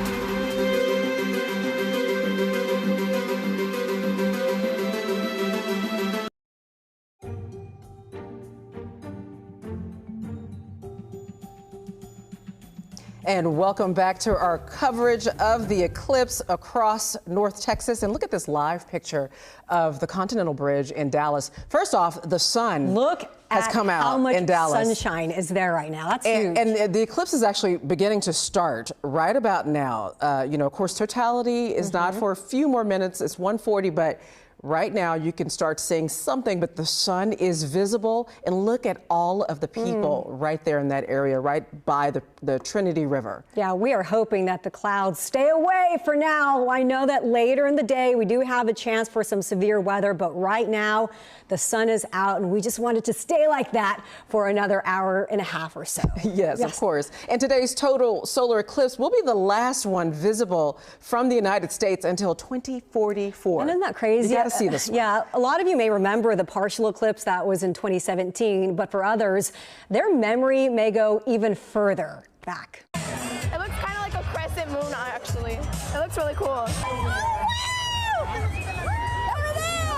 In 2017, North Texans screamed with excitement for a partial solar eclipse. It was wonderful. It's like a little mouse took a bite out of the sun. It looks really amazing, yeah. But we can go back even further. Deep in our NBC5 archives, we found this. The solar eclipse attracted small groups all over the SMU campus. February 26, 1979, SMU students and staffers huddled together. Through 2 layers of fully exposed photographic film, they got a glimpse of a celestial phenomenon. The view of the partial eclipse left them in wonderment and awe. Just to see it alone awakens the imagination. And then one begins to ask the questions, how does the universe actually move? How do we know that these 3 bodies, the Earth, the Moon, and the Sun, are in this regular motion with respect to each other where we can predict exactly when such a 3-body alignment is going to occur? If you missed today's eclipse, you'll have another chance in the year 2024. That's the year that Texas will see a total solar eclipse. Now that we're in 2024, you won't see a total solar eclipse in Dallas-Fort Worth for another 293 years in 2317. But before then, in 2045, a total solar eclipse will stretch from California to Florida, and the tip of the Texas Panhandle will be in the path of totality. Adrienne Vaughn explains. Total solar eclipses only occur right here on Earth. The moon will pass between the sun and the Earth, casting a shadow on our planet, blocking out the sun's light. The sun is about 400 times bigger than the moon, but the moon is about 400 times closer to the Earth. So here they'll look like they're almost the same size. Total solar eclipses happen somewhere on the planet about once a year, but you have to be in the right place to watch them. And a lot of times they happen over water or over places that are really hard to get to. The path of totality for today's event moves across 400 miles of Texas up through the Mississippi and Ohio river valleys and eventually into interior sections of the Northeast. Clouds, of course, will play a vital role in what we see today. So here's a look outside right now of how things stand.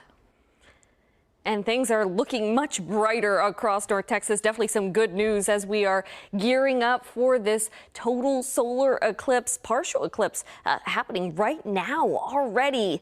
As we are moving through the day, you can see those clouds starting to thin out, and that's definitely some good news for all of us that are just really excited to see this event unfold today. Temperatures, you've heard Rick and the folks there at Reunion Tower talking about how warm and how humid it is. Temperatures are currently in the mid and some upper 70s in place, and we've got the dew point values into the mid 60s right now. So it is humid out there, and we've got the juicy atmosphere in place. This is going to play a vital role in the severe weather aspect that we see later on today. That partial eclipse, as mentioned, it has now begun. The time of totality between 1:40 and 1:44. This is in Dallas, and things will wrap up this afternoon just a little after 3 o'clock. The time of totality does differ depending on where you find yourself here across North Texas. A spot like Paris, their time of totality between 1:44 and 1:48 this afternoon. As we are moving through this afternoon, we are going to continue to see high clouds and occasionally breaks of some sunshine here across the area. Something else that we'll see, temperatures actually drop a little bit during the time of totality. And as we move into the afternoon and into the latter half of the afternoon, storms will be developing. And this is a big update, especially compared to to where we had this morning. The level 3 threat for severe weather has now really expanded. We've got the concern for large hail, damaging winds, and a few tornadoes. Ugh, okay, Adrienne, thank you. Yeah, and people that are so excited right now, all over North Texas. We've got people in from out of town, out of the country. There's also a lot of excitement on social media as well. People are really talking about this. So let's look at a few of their posts. They've been great today. Here's one from Eagle Nation. Yep. Practicing. Must be a school. Yeah, Eagle Nation News. So cute, on their own news set. Oh, no, that is cool. So that's a school. And here's one from Cesar Gamez. Azel Michael Myers is ready for the solar eclipse. What an interesting mask to put on for today. Mask for you. How about that one? Okay. And we want to see your pictures as well. So use the hashtag NBC5 Eclipse when you do post on X or on Instagram. We are ready for those photos. It is important that you do have the correct eyewear today. Experts say that trying to watch the solar event without protection can cause some severe damage in as quickly as 5 seconds. So make sure that the glasses you wear have the ISO compliant standard sticker and a note with a number. But if you cannot get glasses, there are still other ways to view the eclipse. To use indirect viewing methods. So that could be looking under the leaves of trees. It could be looking at the shadow cast by your own hand, and you're effectively making pinhole viewers with the holes that you put here, or another object that can act as a pinhole viewer. All right, so there you have it. If you don't have those glasses, or if you do have some glasses left over from the other eclipse that we had earlier, make sure to check them before you use them today, and then you can check to see if your pair is on the approved list of the American Astronomical Society And website. the partial eclipse is starting, but we're going to have more coverage right after the break.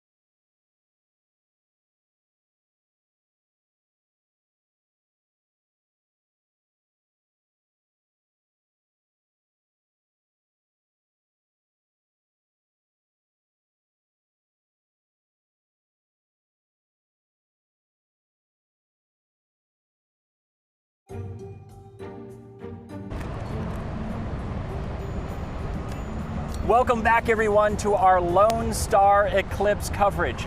Look at this. No. Look at this. It's happening. We are now in a partial eclipse. You can see the moon starting to creep over the sun there.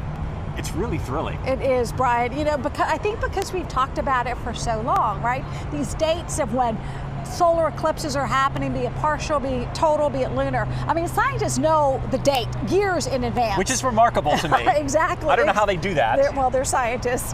And so to have this date on the calendar for so long and to finally see it beginning, yes, we've had some high clouds, but right at this moment, we know that this celestial showdown, as you described, this cosmic coincidence that we've been waiting for, when the moon moves in between the sun and the earth for this rare alignment, it is happening at this very moment. And this is why you need your glasses to see this. We're able to see this because our photographer, Steve Stewart, has a special filter on the camera that allows him to see, okay, clouds go away. But that is kind of a cool shot too. But how fortunate are we? We were concerned that we wouldn't be able to see anything, but this is all we're dealing with, just some high clouds here in downtown Dallas, but we actually have a pretty good view at this hour, and it's warm.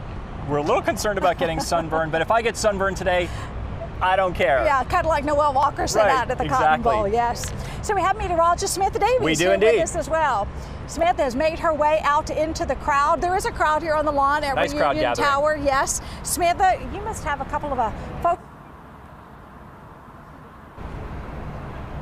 Yeah, guys, I have some people with me. My IFB cut out, so if you ask me a question, I didn't hear it. But yes, I am right behind you guys. And all morning I have been talking with Daniel and Danielle. They came into North Texas from Long Island. And you know, for getting a total eclipse, total solar eclipse, for some people it's a once in a lifetime opportunity. Yep. They traveled to Nashville to see the 2017 eclipse. And what was it like during Totality?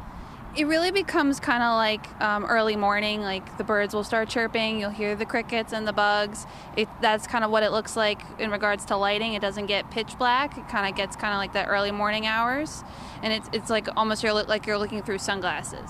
Does it feel eerie? Like, how did you feel when that moment of totality? You're like, this is it.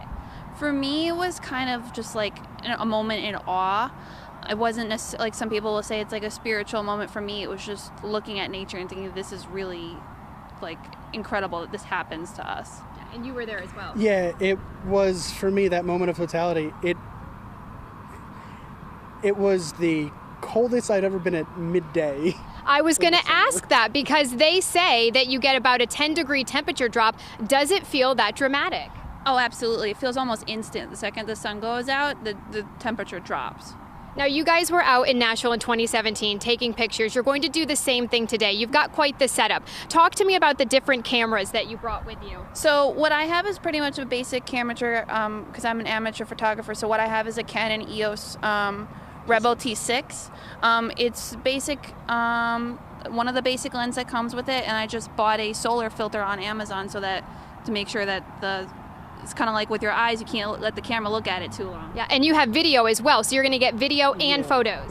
So yeah, I have an Akaso Go 8, I believe, with a cut-up lens from one of the glasses that they give out today, just in there to just record it, and I have it set to a time-lapse. And what did the photos look like in 2017? When you look back at them now and you see them, what do you see and what are you hoping to capture today? What I got in 2017, I got one shot of the totality, and it's just like almost like a white blue ring around the sun or around the moon. And I'm hoping to get something like that, and what I believe they call like diamonds, so like that little almost like a star coming off the sun, looking like a diamond on a ring.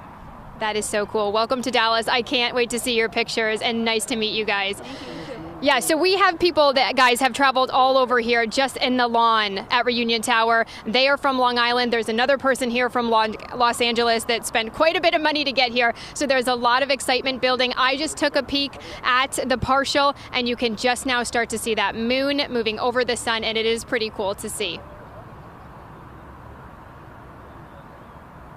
Samantha, and I think this couple that Samantha's been talking to, they've really made the most of this experience, Brian. Yeah, because they went to Grapevine where the party was happening, experienced that, and are really just trying to take it all in, as we should. Right. Mm-hmm. Meteorologist Rick Mitchell is high atop Reunion Tower for us. Rick, I'm going to put my glasses on, and I'm looking up here, and I can actually see it right now. This is awesome. Right, you know, it's one thing to see it on television, but my routine is just constantly to look at this, to absorb it. I mean, you think about how many people have walked the earth, and only a very small fraction of those people throughout history have ever seen what we're going to see. imagine the exclusive club that we are going to be in, assuming you're in the area of Totality. And so I just got to enjoy it. I just got to enjoy it. I'm happy as a meteorologist that the cloud forecast, we talked about low clouds. One thing we were wrong about, there's no high clouds, all right? There's no veil of cirrus clouds. That has yet to occur. So that's good. The low, dense cloud cover that we had this morning, the stratus clouds, those have scattered out into little puffy cotton ball cumulus clouds, and that's allowing us to see what is happening. And there you can see the moon beginning to make its presence known, invading from the right side of your screen to the left. And Totality is about an hour and roughly 10 minutes away. And I think what we're going to have is what we have right now. There'll be times where we won't see the sun because there may be a cumulus cloud passing over, kind of like what you saw right there. And then there'll be times where our view through our glasses will be unobstructed.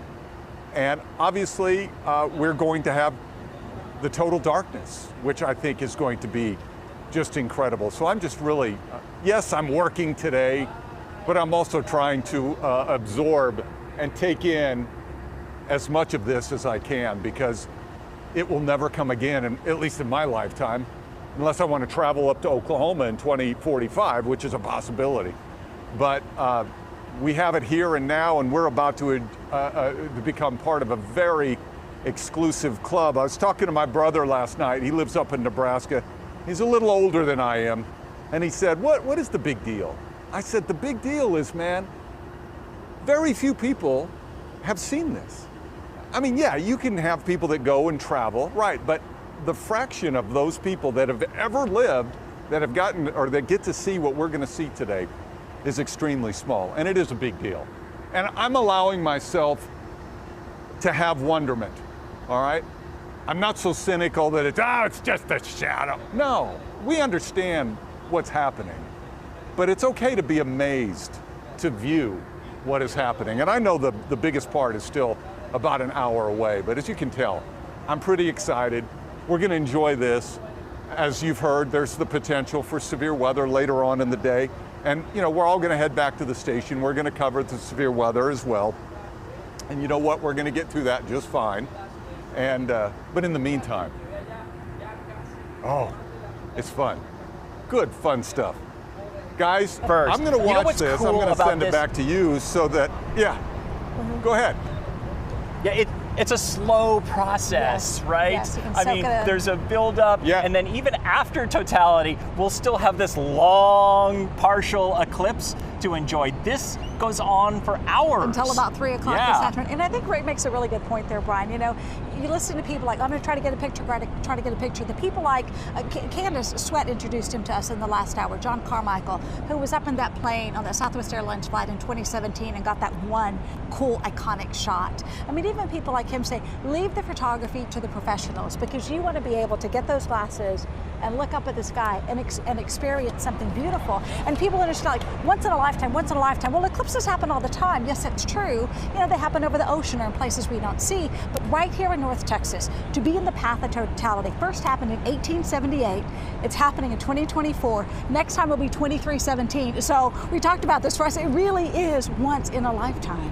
This thing, put it down. Yeah, just enjoy it. Be in the moment and just save it up here. Yeah, exactly, yes. Yeah. So a little bit cloudy here when we last checked in with Russellville, Arkansas. They had like a bluebird sky up there. Alicia Barrera made the trip up the road, about 350 miles. How's it looking up there, Alicia? Yeah, it was about a 5-hour road trip. Rick was talking about it just a minute ago, how yes, we're working, but does it really feel like work? We get to experience this once in a lifetime event. It is sunny. I think we're starting to get sunburnt over here, and the excitement is just building up. You'll see that some of the kids already have their glasses on, and they you just hear them say, it's starting. So they are so pumped. Russellville, Arkansas, population 29,000. So pretty small if you ask me. And I met Yuselmi Garcia. Her family was selling tamales out here. Yuselmi, you tell me this town is never this packed. No, it is not. Not even with our local festivals we have here, like our art walks or the Fall Fest, any of that. It's never been this packed. I'm really shook about the outcome that came out today. And how would you describe your town for those that don't know it? Because so many are finding out about Russellville. There are more than 50 states represented, more people from more than 30 countries here today to find out more about your town. I know. Well, we are Russellville. We're known as the River Valley. I believe that the River Valley is such a small local community. And I feel like within the last few years, it's been so known for the local businesses we have here. Like, we're downtown right now. All of the downtown areas are small owned or business owned. So it's exciting for you. It is. Are you ready with your glasses? Yes. Her grandmother has them on the sidelines over there, right? Yeah, You said your family does? All right, Yuselmi, thank you so much for being with us. We really appreciate it. So she is born and raised here in Russellville, Arkansas. She's been hanging with us for a little bit just to be able to let you back at home know what it's like here. But people, again, so excited. Again, you see mom, dad, people of all ages already putting on their glasses. And let's check it out. Yeah, you're starting to see something up there. So it is very exciting. And you have people, I know it's cloudy in Dallas, but in North Texas, over here, people just trying to find some type of shade, popping up the umbrellas as you see back here. But it's just a beautiful day over here in Arkansas. You guys? Definitely so. All right, our Alicia Varela there in Russellville, Arkansas. We've had a little bit of breaks in the clouds here, and we've enjoyed it, although the clouds are kind of nice right now because it was getting a little bit warm. Exactly. You know, we have cameras and crews stationed all along the path of Totality. You have to look at your screen right now. If you're not looking at your screen, you need to turn around and look at this view. This is a camera that NASA has. It's in Mazatlan, Mexico. Now, Mazatlan is on the Pacific coast, and this is where the shadow first touches land. So Mazatlan is ahead of us in terms of totality. The moon a little more than halfway over the sun. This is what we can expect in just a short time. That is breathtaking. It is, Brian. It is. And Samantha Davies, one of our meteorologists, talked about this earlier, how, you know, the sun is so far away from Earth, and the moon is smaller than the sun, of course, but at this distance, when the moon slides over in front of the sun, it's almost like they're the same size, but that is not the case. Well, because of this cosmic showdown, this spectacle in the sky, we are seeing this beautiful sight, and they are a beach town. Mazatlan, they're on the beach, a perfect place right, to watch this. Can you imagine being on vacation, you're enjoying, you know, your margarita on the beach in Mazatlan, and this is unfolding. This can only happen when there's a new moon also. Correct. Yeah, which is fascinating. Now, when the moon completely slides in front of the sun there in Mazatlan, you should be able to see the corona, which is that, you know, that crown of gas around the sun that you can never see unless there is totality. So this is what we can look forward to. If you look in the corner of your screen there, that is a live picture of what is, or it was, of what is happening here in North Texas. We'll be watching this picture here in Mazatlan. They're fortunate because there had been concerns that there would be cloud cover in Mexico as well, but they're getting lucky, as we appear to be as well. And Brian, yes, I'm looking up at our shot here, as I'm sure many people are stepping outside to do, and you can see the moon coming farther into the sun here in the Dallas area. We're about an hour away from totality. 12:44 is your time. 1:40 is when it is supposed to hit, 4 minutes of darkness. I hope, Brian, when those 4 minutes hit, that it goes slowly, so everybody can soak it in and understand what is happening. I want to hear the crickets chirping. If there are birds around, I want to hear the birds sing. We're hearing helicopters right now because we're in downtown Dallas at Reunion Tower, and the party is definitely building here. But there's also a party going on at Samuel Farm in Mesquite. Yes, and that's where our Alana Quillen is with a bunch of campers. Some are day campers. Some have been there for a few days, Alana. Yes, and you know what? I think I have found the person who has traveled the furthest to get here. This is Kasha from Sydney, Australia. This is incredible. We've been looking at the sun. Let's turn around and look at this. The sun is directly behind us. Incredible. I mean, this is incredible. It's marvelous. We have been freaking out looking at this. This is incredible. We're really starting to see it here. We've got cloud breaks. It looks so good out here. Kasha, tell me, why did you travel to here of all places from Sydney? I heard about the eclipse in 2017 and wasn't able to make it, and it sounded so marvelous that I saw there was a direct flight from Sydney to Dallas, and I thought 15 hours and I can see this? I know. Of course. Yeah. And just to clarify, you're originally from the East Coast United States, but you've been living in Australia for over a decade. So, I mean, that's your home now. It is. I mean, how does it feel to be here in Texas? It's amazing. I've never really traveled here before, and I've seen the bluebonnets. Everyone's been so lovely, so kind. Yeah. So happy to be here for the eclipse. I know, and you're one of the campers here at Samuel Farm. There's been so much to do here. What have you been up to for the last couple of days? I've listened to incredible lectures by the astronomers. I've gotten to hear from the urban biologist of Dallas Parks, which has been great. Gotten to learn about the native cats from the Native Cat Association. Just walked around the beautiful area. I love that. And so, okay, let's take another look at the sun again, because you earlier, I just love your energy and your reaction. How does it feel to be actually seeing this with your own eyes right now? Amazing. This morning, it was cloudy, and I was so nervous we wouldn't see anything. You know, still glad to be here. But like, look at that. Yeah. Wow. It's like it's eating the sun. It's so beautiful. I know. It's incredible. And the fact that you tried to come out here in 2017 to view this, and you're finally here in Dallas, Texas. Seeing it. I mean, how does it feel? Amazing, amazing. I feel like you should put yourself in wonder, and here we are in the path of wonder. I know. This is so happy great. To be here with you, Alana. Yes, and we've got thousands of people out here as well. I mean, people have been filing into Samuel Farm out here. Yes. Are you picking out a good spot, or is it going to be right here? It's right here, I think. Perfect. Yes, Thank you so much, Kasha, for joining us. Again, they've got people streaming in here, I'm sure, throughout the next hour or so. They're expecting 4,000 people total to be here, including some of the campers. So it's just an incredible experience, and I can't wait to capture the excitement from people when Totality hits in just an hour. Back to you guys. All right, thank you, Alana. We'll check back with you a little bit later in the day. I loved how she described that, Brian, the path of wonder. Yes. And the wonder starts along the Pacific coast in Mexico. Beautiful shot provided by NASA of the moon crossing in front of the sun about halfway there in the partial eclipse, a little bit further along than we are, but it's a sight that you have to see. Dealing with a little bit of clouds there maybe as well, but still you can see the moon there almost halfway through the sun. That's again Mazatlan, Mexico. That eclipse making its way here to North Texas in less than an hour now. Our coverage of Lone Star Eclipse will continue after a quick break.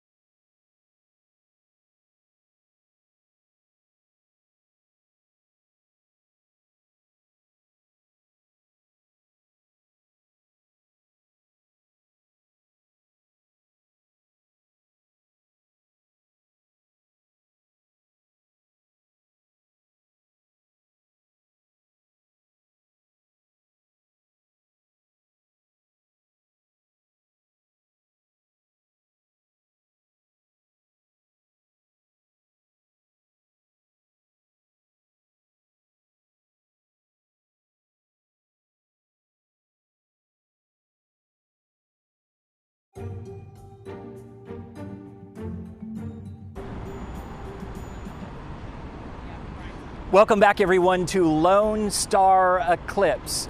We have crews and cameras stationed all along the path of Totality. This is a live picture from Mazatlan, Mexico, that resort town on the Pacific coast.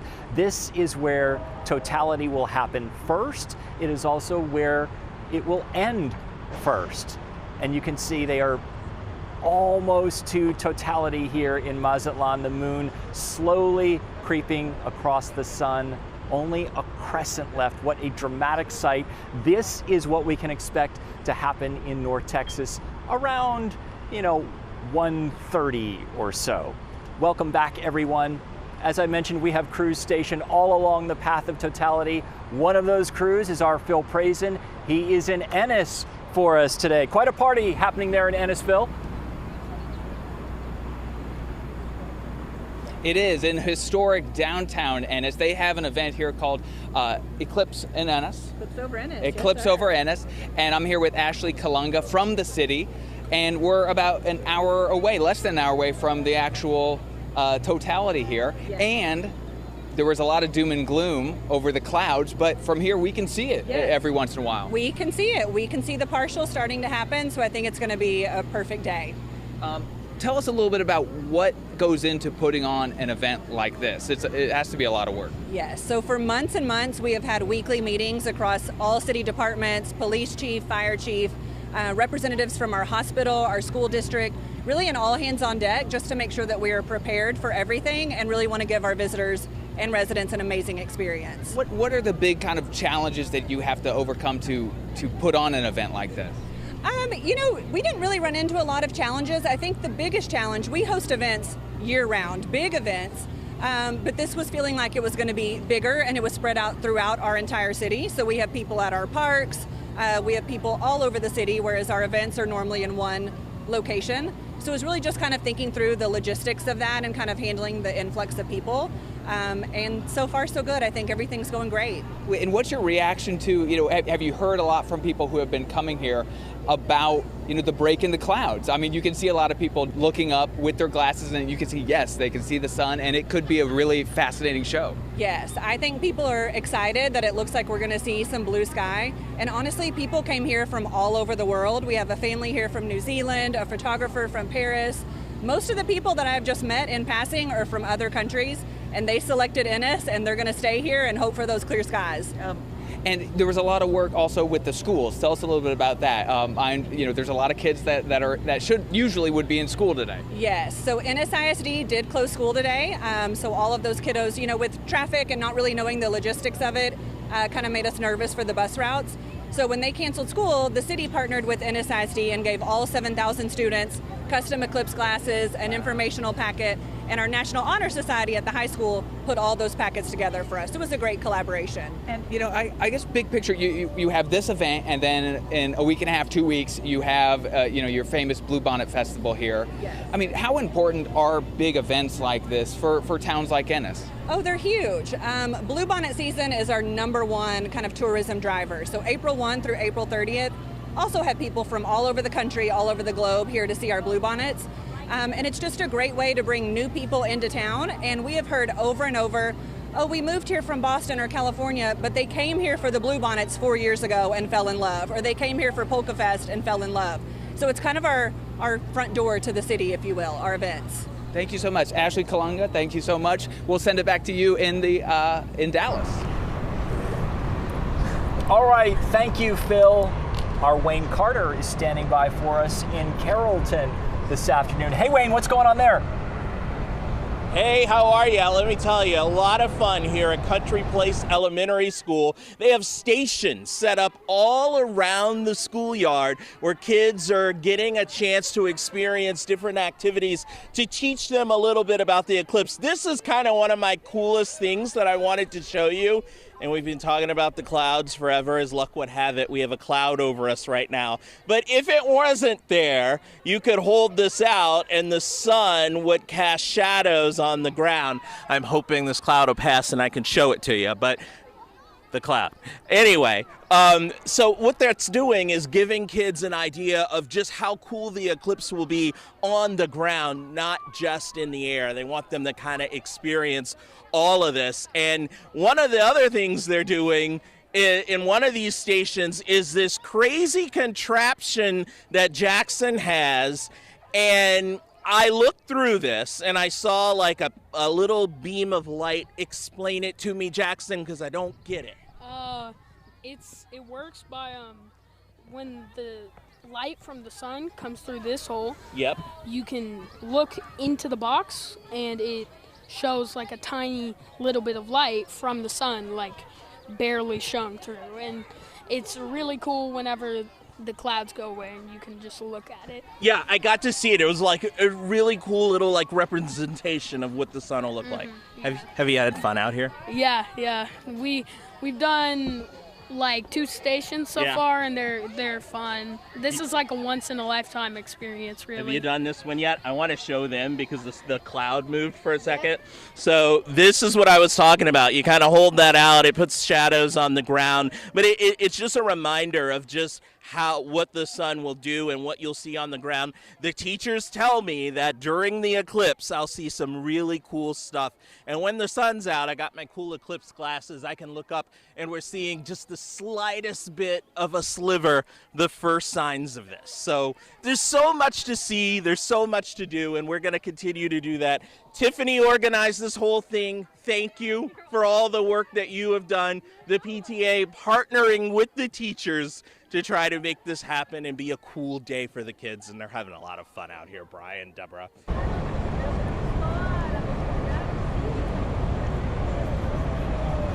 All right, thank you, Wayne. You know, we talk about this being a communal experience. Think about this, there are 12 million Texans in the path of totality and 31 million Americans. That's a lot of people. It is, all experiencing this together. I have a sister in New York who she's in that part of the country where she's going to see some of it. Another in Virginia will get the partial eclipse, but still it is, whether total or partial, we're experiencing something special today. And that little boy nailed it. Yeah, and then we'll talk about it. Look at this live picture. This is Mazatlan, Mexico. They are almost in totality. They reach totality at 1:07. We'll be right back.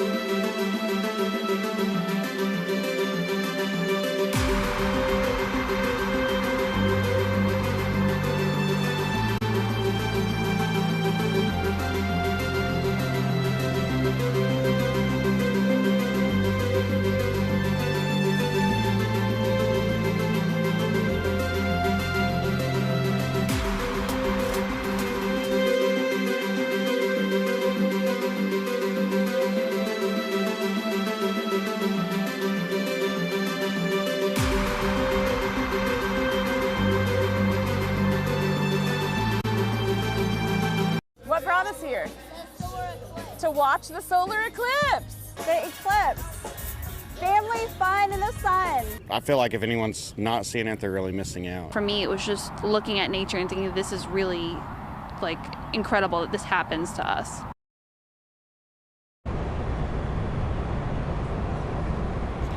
A beautiful sight in North Texas. We are in a partial eclipse straight up 1 o'clock on Monday, April 8th, 2024, a date that we will talk about the rest of our lives. It's happening. It is happening, yes. Taking a live look here at our camera with a filter on it as the moon makes its way across the sun. Again, the partial eclipse in 40 minutes, Brian. We will be in totality for I'm a looking long at it 4 right minutes. now. Oh, it's amazing. You know, I had prepared myself to be disappointed, right? Because we weren't sure about the forecast. I was like, oh, you know, but I'm like a little kid right now watching this. So many people have said that even if there are clouds, it will still be a spectacular sight because it will still go dark. That moon will cross the sun, and like what we're seeing now in Mazatlan, Mexico. This is a live picture from Mazatlan, Mexico. Okay, this is the point on the continent where the shadow will hit first. Okay, so Mazatlan is ahead of us. They're almost in totality. They hit totality in Mazatlan at 1:07, and this is what we can look forward to. Just unbelievable. Unbelievable, Brian. Yes, these are things that you see pictures of, but it will happen before our very eyes, protected by solar eclipse glasses. Hopefully you have yours. We are on the lawn of Reunion Tower as a bigger crowd starts to gather here outside. They are quite aware that we are moving in on that magical moment. Yeah, we are on the lawn of Reunion, as you mentioned. Our chief meteorologist, Rick Mitchell, he is high atop Reunion Tower, and he's got the best perch in town. Take it away, Rick. Oh, I feel so fortunate. We're over 500 feet up off of the ground.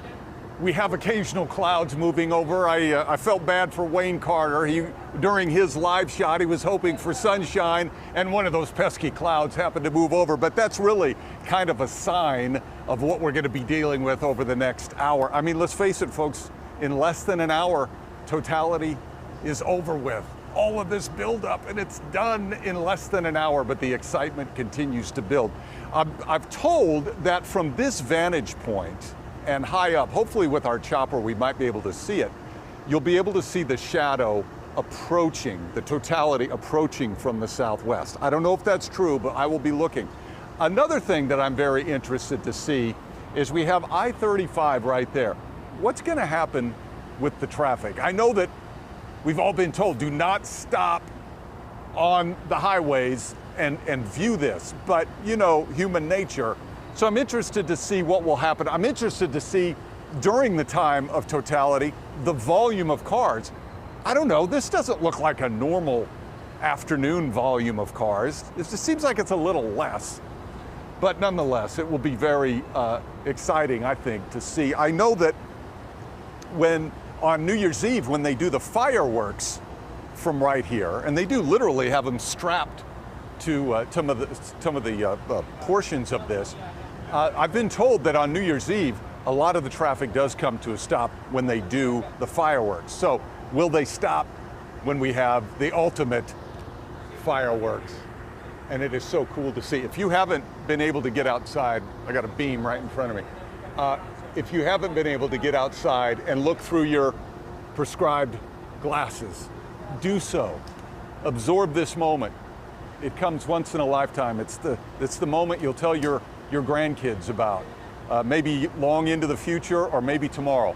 But just take that time and let that wonderment flush over you. I know I'm sounding very philosophical, but it's just kind of a magical day. And then we'll go from this to severe weather later on. I told my friend Nestor Fletcher, who's the chief meteorologist at Telemundo 39, I said, here we are rooting for sunshine, and the sunshine is here, but that's also helping to make the ingredients for severe weather down the road a little more favorable. So we are going to have severe weather tonight, and we'll have more on that as we go later in the day. But for right now, 500 feet above my friends down there on the lawn, Rick Mitchell, enjoying every minute of the eclipse so far, and so looking forward to the next 45 minutes. Guys, back to you. Definitely so. And Rick, real quickly, this forecast today is panning out the way you all expected. Well, we never gave up hope that we could see that we could see the sun, and that's the case. It's not perfectly clear, but it's optimistic, and we'll take it. We will take this. Definitely so. Thank you, Rick. All right, and Rick, as you've been chatting, we've been looking at a live picture here from Mazatlan, Mexico. We are almost in Totality. We're gonna stay with this. They hit Totality at 1:07. And so we're only about a minute and 20 seconds away. This is where the shadow first hits the North American continent. So Mazatlan, those people there, they'll be the ones to experience Totality first. Yes, 31 million people will witness this celestial event today, 12 million in Texas. And we are about 60 seconds away before that the moon completely covers the sun, and Mazatlan will be the first to experience those several minutes of darkness. And people have said, Brian, that when this moment happens, it's a bit emotional, and it's not here in North Texas yet, but it is a sight to see there in Mexico today. You can see the sun slowly disappearing. We are almost there, just one little sliver there on the left-hand side of your screen. And they do have a little high cloud cover there in Mazatlan, but we're about 30 seconds away from Totality. Yeah, 1,100 miles away from Dallas, but thank goodness we have fantastic cameras provided to us by NASA to witness this moment. Still a little bit of that orange glow from the sun. You got to squint a little bit as the moon slowly creeps. In the next 15 seconds, the moon will completely cover the sun. April 8th, 2024, a once-in-a-lifetime event. And we are in the final seconds before we hit Totality in Mexico. We're there. We're there. Totality in Mazatlan, Mexico. Woo! Yeah. Okay. And if you look there in the corner of your screen, you can see where we are here in Dallas. I would call that about halfway. Almost, yeah, definitely. So almost halfway. We are in the middle of the sun and the clouds here as we are on the lawn of Reunion Tower, watching our live coverage continue of Lone Star Eclipse. Okay, and this is a picture from. That's Corona. That's what they call the diamond ring. That's the diamond ring. That is Mazatlan, Mexico. Diamond ring. We're supposed to yell that, right? Yes, yes.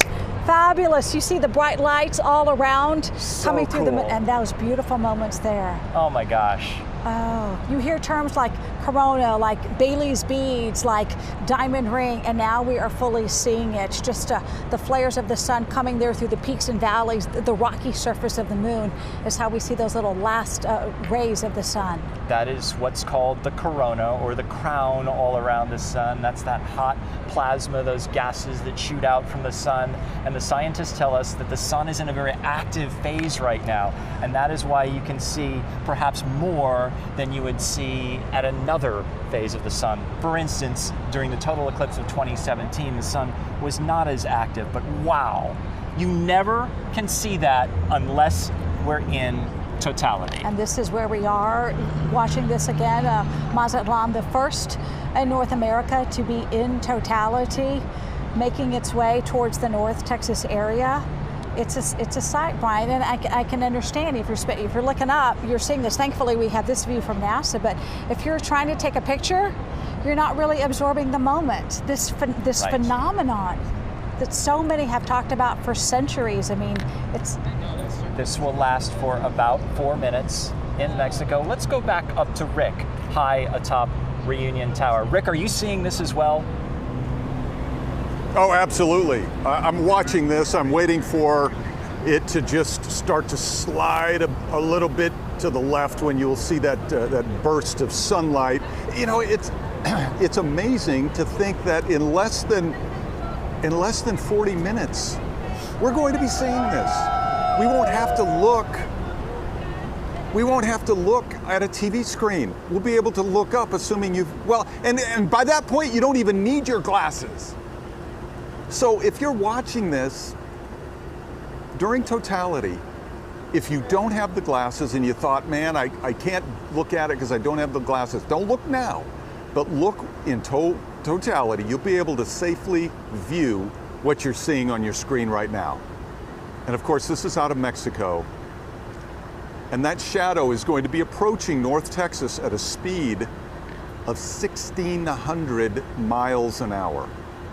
So if you're wondering, is that shadow going to get to here when it's over Mexico right now? It will. And in less than 40 minutes. And I think Rick, and there will probably be hooping and hollering. Yeah, it's possible, Rick, that from your vantage point, you may be able to actually see the shadow approach. Is that correct? That's what I've heard. That's what I've heard. Hopefully, we can take a helicopter shot as we get closer to that point, and we might be able to even have a better vantage point. Oh, look at that. That's just incredible. I can't believe we're going to see this. We get to see this. Yeah. And, you know, and we've talked about when totality starts to come in, how the temperature drops. People have said about 10 degrees, and how all of a sudden animals and plants start to behave as if it were nighttime in this darkness period. And I got to wonder what is happening there on the ground there in Mazatlan, Mexico. Of course, we won't have to wonder in about 30 minutes when it's really happening here. We will see for ourselves, and you can tell perhaps that it's getting a little brighter there on the right-hand side of the screen as the moon slides off to the left, and we're about to get that burst of sun, I believe, as the sun starts to peek out and re-emerge there in Mazatlan. And you can really see the corona there on the lower left-hand part of the moon. There. Here we go. Yes, the moon sliding over to the left, and again, that glaring sun. Oh my it's like, gosh, okay, what a moment. You've covered my brightness long enough, Mr. Moon. Yes, Mr. Moon, I'm ready to shine here on the beaches of Mazatlan, which is a beautiful, beautiful sight there in Mazatlan, Mexico. And you see there in the corner of your screen, that is where we are here in North Texas. That is a live picture of the sun from Dallas, and it appears that we are at about 50% here in North Texas, but this is Mazatlan once again, and you can see they are starting to emerge from totality. Just an incredible sight, and the cameras that they're using with those filters to give us incredible glimpses. And we're seeing the moon, we're seeing the sun, but for scientists, they have to be, Ryan, just so excited to be seeing so much more. NASA sent up planes to be able to be closer to this eclipse to kind of understand what's happening. There is so much to learn from that corona that we really only see in moments like this. Deborah, look at the detail on the sun. You can actually see the surface of the sun, and you can see the solar flares. It's absolutely fascinating. Yeah, and you know what I think too, Brian? Very hot. Very hot, yes. A little bit toasty. All right, so this is a live look here at Mazatlan. Our coverage here of Lone Star Eclipse continues in a moment.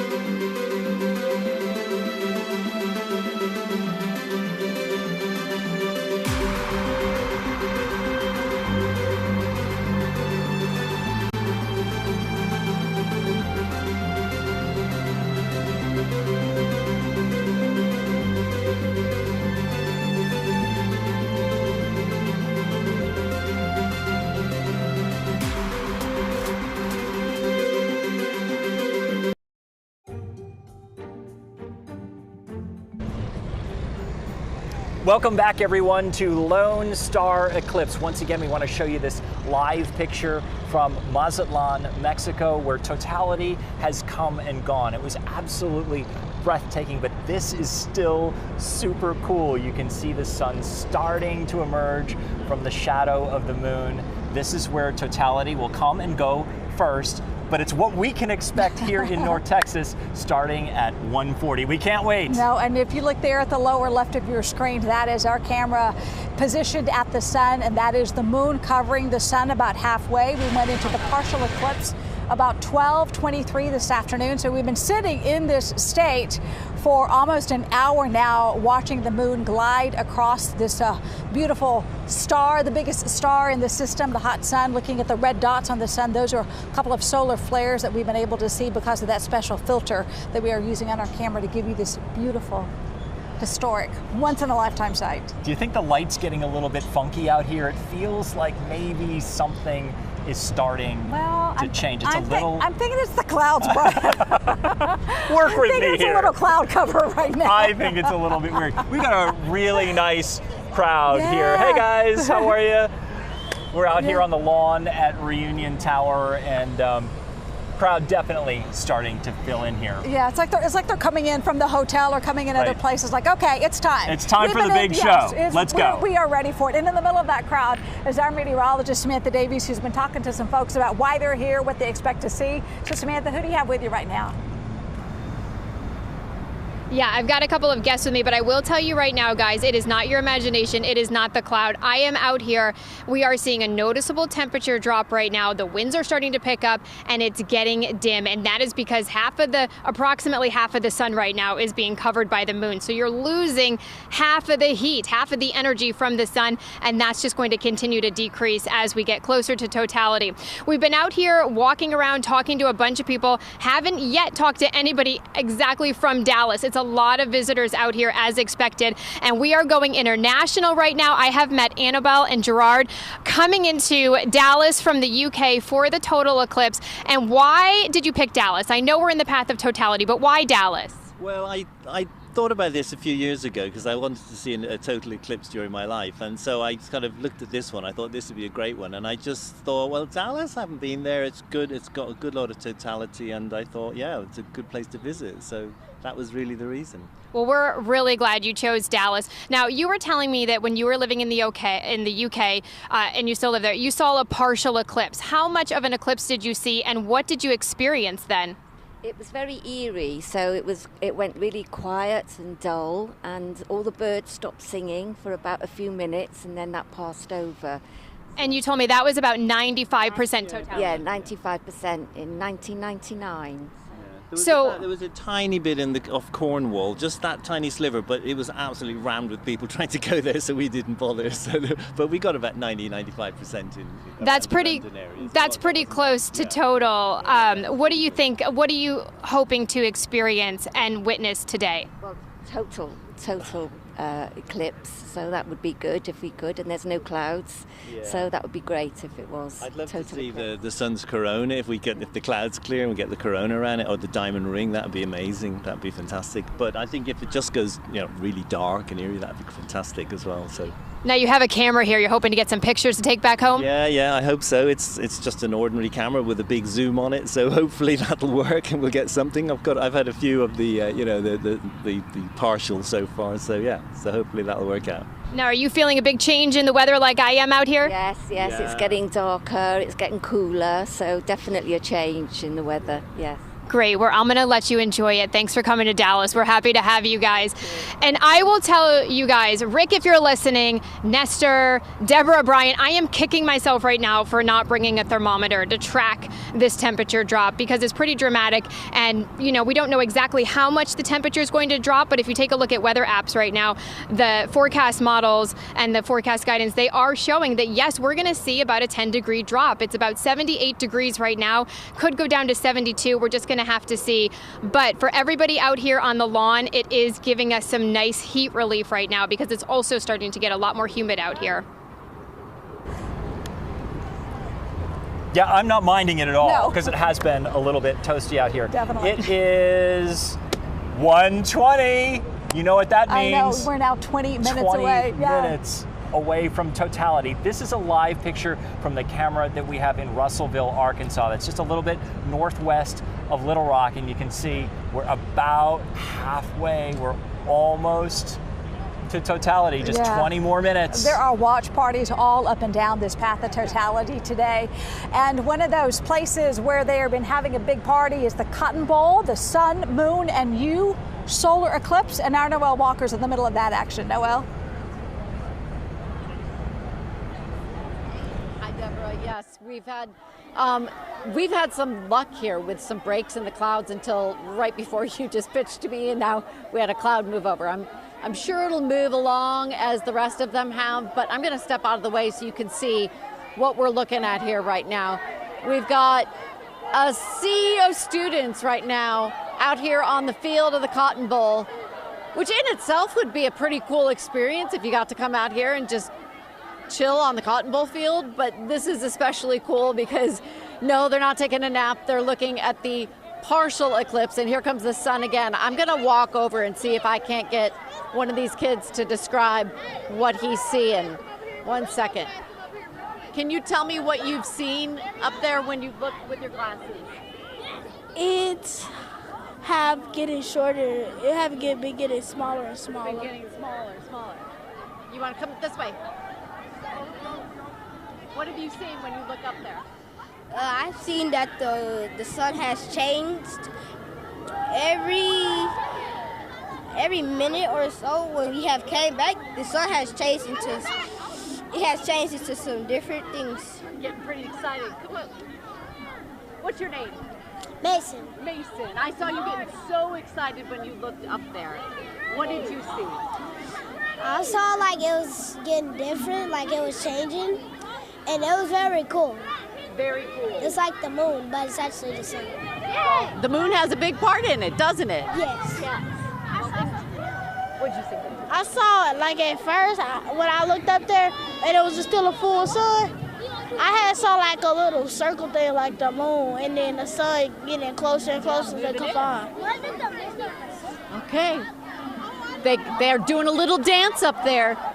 We got lots of kids out here right now getting super excited, and I tell you, every time the clouds clear, they start cheering. Everybody throws on the glasses and they lay down. Mine just fell off.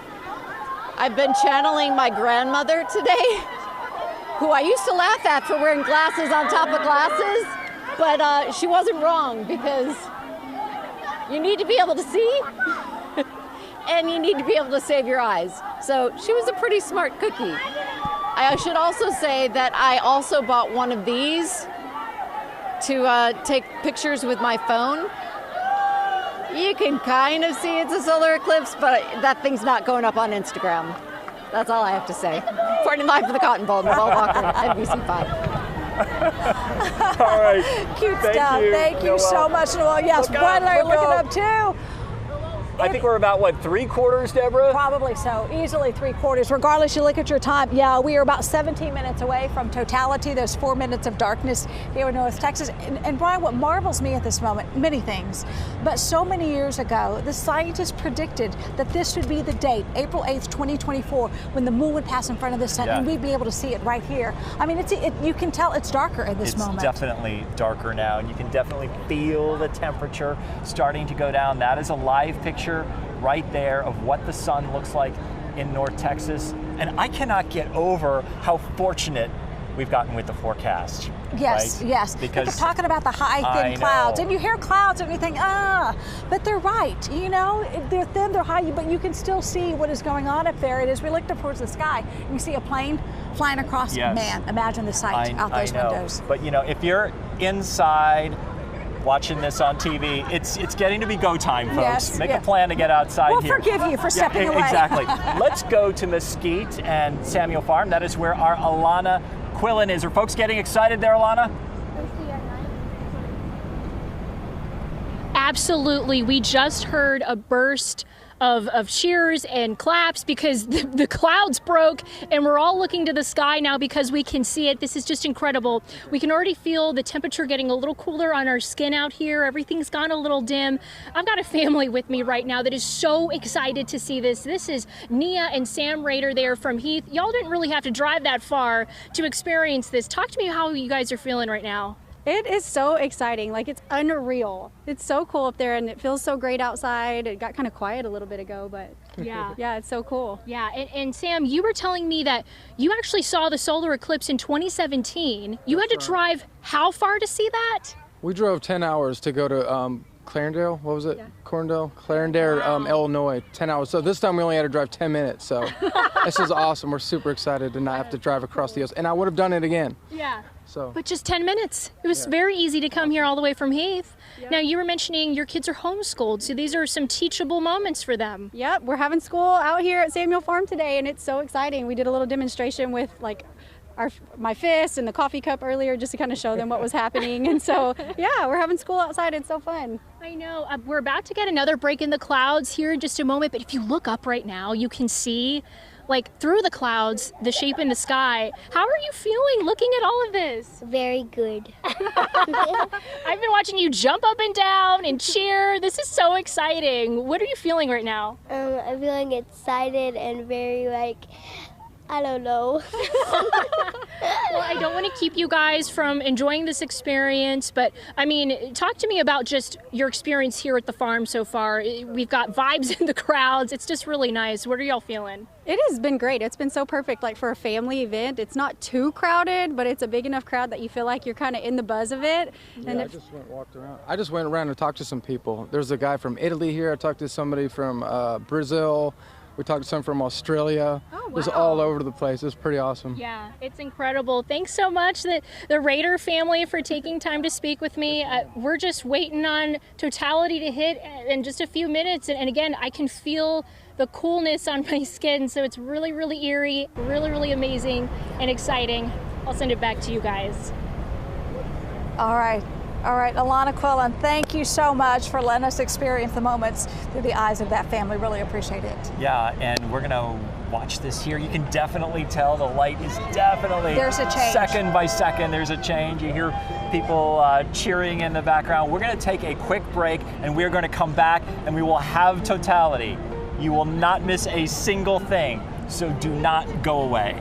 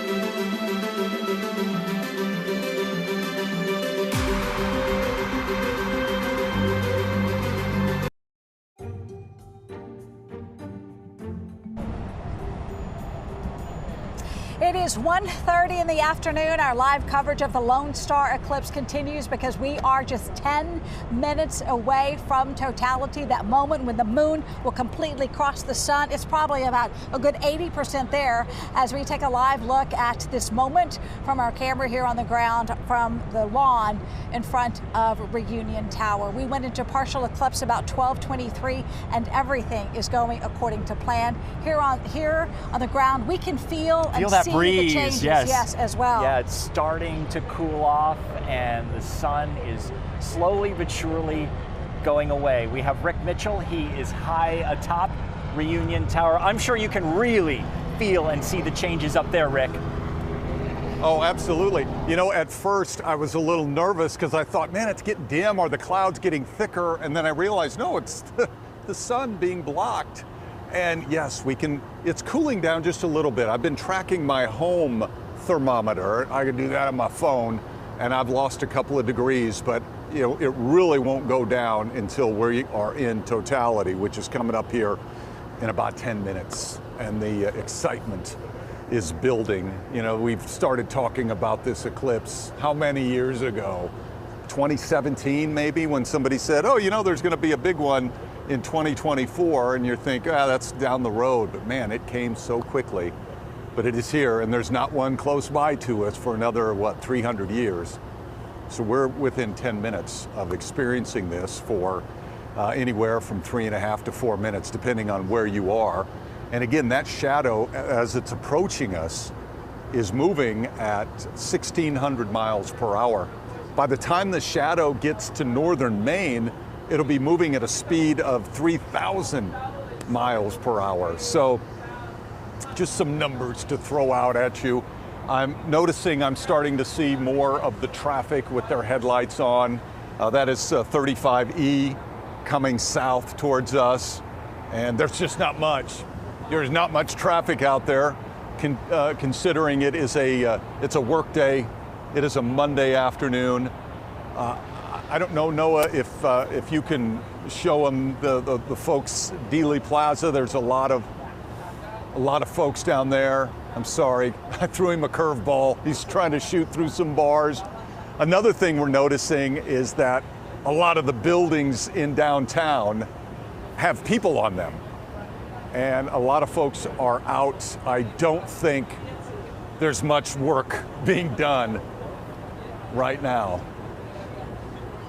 There's a Southwest jet flying through. I bet they're going to see a wonderful sight. But we are going to see that. We're going to share in that in less than 10 minutes. It will last, again, about 4 minutes, depending on your location, but definitely seeing more lights turning on. The cloud cover is scattered. You don't know the relief, the relief to know that we're going to have enough clear skies to be able to see this thing. Not that there was pressure that it was our fault that it was going to be cloudy, but just we wanted it so badly, and it looks like it's going to come to fruition. So a lot of excitement up here, guys. Back to you. How relieved you are, because I work with you every night. And then I work with Samantha every morning. I'm going to say he's the chief. All of our forecasts go through him, so he makes the final decision. But has that been the question you get asked time and time again? Anyone you all see, the meteorologist, what's going to happen? What's going to happen? Absolutely. And you know, we're used to forecasting for a whole day, but narrowing down to 4 minutes is tough. It is getting noticeably dimmer out here. And you know, when you're in a major metropolitan area, sometimes it doesn't get as dark because of the light pollution. We do know that Reunion Tower, when it dims down, those sensors have been turned off, so that building will not be light up. So it'll be interesting to see what other buildings kind of light up and how much we'll be able to see. It's possible, if you're looking up, you might be able to see during totality Venus as well as Jupiter. Wow. But certainly folks that are in rural areas watching and waiting for totality, they're going to get quite a bit more darkness, I think, than we are here. So it'll be interesting to see what's going to happen. And it's a different kind of darkness that we're experiencing right now. It's kind of an eerie sort of feel. Yeah. I think I know one place where there's a lot less light pollution, and that would be in Ennis. And Phil Prazen is there for us today. Hey, Phil, I bet everybody's getting excited. Hey, it is pretty exciting. It is already getting noticeably darker here. I'm in the historic downtown Ennis, and you just take a look at the crowd behind me. First of all, let's zoom into Anita right here. She's having a great time. I understand that Ennis ISD was one of the first school districts to say, hey, the kids need to be off. They distributed 7,000 of those Eclipse glasses that you saw there, Anita wearing. And then further down the crowd, I mean, this is a really, I've been talking to people here, it is a great experience for them. It's not too crowded, so people have a lot of space to move around, but yet there still is several thousand people here. And what's really cool, and it's going to happen here in a couple minutes, but from 1:40 to 1:44, this is going to be, from what I understand, like midnight. I was talking to astronomers at the Perot Museum of Science and Nature, and they were telling me that, yes, it would be like midnight when that total eclipse passes through Ennis. What's really cool is some of these street lines actually just turned on, so we're preparing for it to be pitch black here. Back to you in Dallas. So cool. All right, thanks for that update, Phil. All right, from Ennis, let's go up the road to Arkansas. Russellville is where we're headed, where Alicia Barrera has been with quite a crowd there. Alicia. Hey, it's starting to fill up. Behind me, you can start seeing people gathering. Just in the last few minutes, you have definitely been able to see how much it's dimmed. It's feeling much cooler. I think we were approaching the 80-degree mark, so you can definitely feel that relief already happening. And NASA, of course, also choosing this city as one of the spots to monitor, and they said that we were all space travelers, so I am excited to be one of the space travelers today. I'm gonna join Haley down here. Surprise, Haley! I'm gonna join you down here. Yeah, absolutely. You've been taking a peek. Yes. What are you seeing right now? It looks like a little fingernail. A little fingernail. Yeah, Let's put our glasses on. Okay, describe to me what you're seeing. Honestly, it looks like an orange fingernail. I'm trying to get a good picture. Okay, I see it there. So your family actually owns the shop that's right across from us. How good were the sales for y'all? Fantastic. Fantastic. Yeah, they were selling sold t-shirts. out of everything, and then they had to make more just to keep them. So it was awesome. And Haley, you're from around the area? I'm from Fayetteville, which is about an hour from here. Yeah. Haley, thank you so much. So some of the excitement happening here, I hope you were able to see that, because working from a phone today, but it's exciting. We'll be back later on. Totality is going to be about 4 minutes and 11 seconds. Back to you guys. Yeah, and doing a great job out there, Alicia Barrera, getting flat on the ground to interview that person. We are experiencing something, oh my gosh, we've never experienced before now. Forgive me. I'm going to put my glasses on, I'm looking up. And Samantha, tell us, you made some this is observations amazing. already. Yeah, first of all, I can tell you, we always say that the animals are going to start to do weird things. Right. The bugs are starting to come out. There's little gnats everywhere. And then if you take a look at the Dallas skyline, you have traffic lights starting to turn on. The Omni, those sensors are starting to turn on like it's nighttime.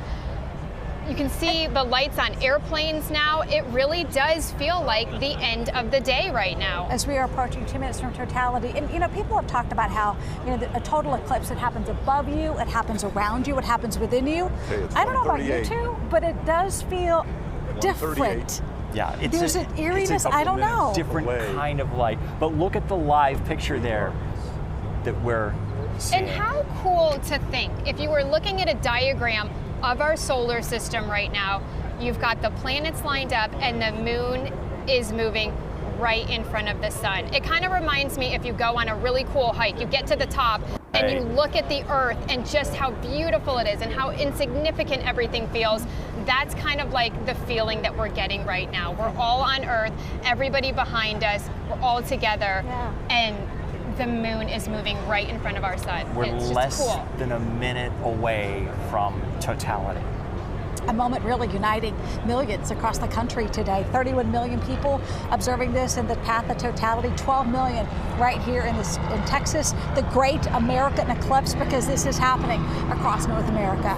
Less than 30 seconds away. Let's just watch this for a few minutes, because we will see the sun slip away and then we'll get that diamond ring.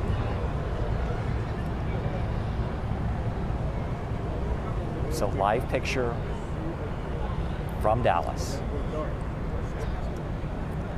If our clock is right, we are at 1:40. The moon taking over the last few inches of daylight, of light we see there from the sun. People here Once behind we hit us. Totality, you will not need your glasses. No. The Hit cheers crowd. starting here. Oh my goodness. You can see the street lights on, Samantha, just what you were talking about there on the bridge and Traffic behind is us. still moving, luckily. Yeah. But here, darkness has come to North Texas. Let's look up. There's just a little bit. And there we go. Woo!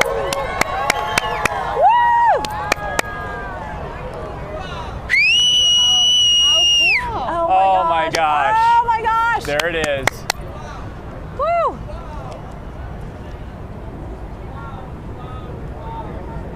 We're in Totality. You can take the glasses off. I mean, this is just incredible. Yeah, it is. Stunning. Totality. So, Samantha, what are we seeing here? It looks kind of like a big eyeball. Yeah, it's the outermost atmosphere of the sun, basically, is what we're looking at. And as I mentioned, we are in the middle of an active solar cycle. So if we look closely, we might be able to see a solar flare. I don't see any right now, but we're supposed to. And we're starting to see some stars. Yeah. I'm looking for Venus also. I see an airplane. I bet those people are getting quite a show right now. Oh, definitely. Well, Candace Sweat is aboard a flight. Took off from Love Field at 12:45. I look forward to her. Is that I think that's Venus, Samantha, that we see up there. Is that what that is? I think that's Venus, the brightest star in the sky. It could be. Yeah. You said we would see planets. We should see another planet as well. You talked Jupiter. also, Samantha, about how some of these buildings, they are on sensors. And look over here, Reunion Tower, completely dark. And I think the Omni's projecting an image of the eclipse right now. They toned it down, thankfully. Because the Omni can be like daylight sometimes. Look It is at darkness. the Margaret Hunt Hill Bridge there, illuminated.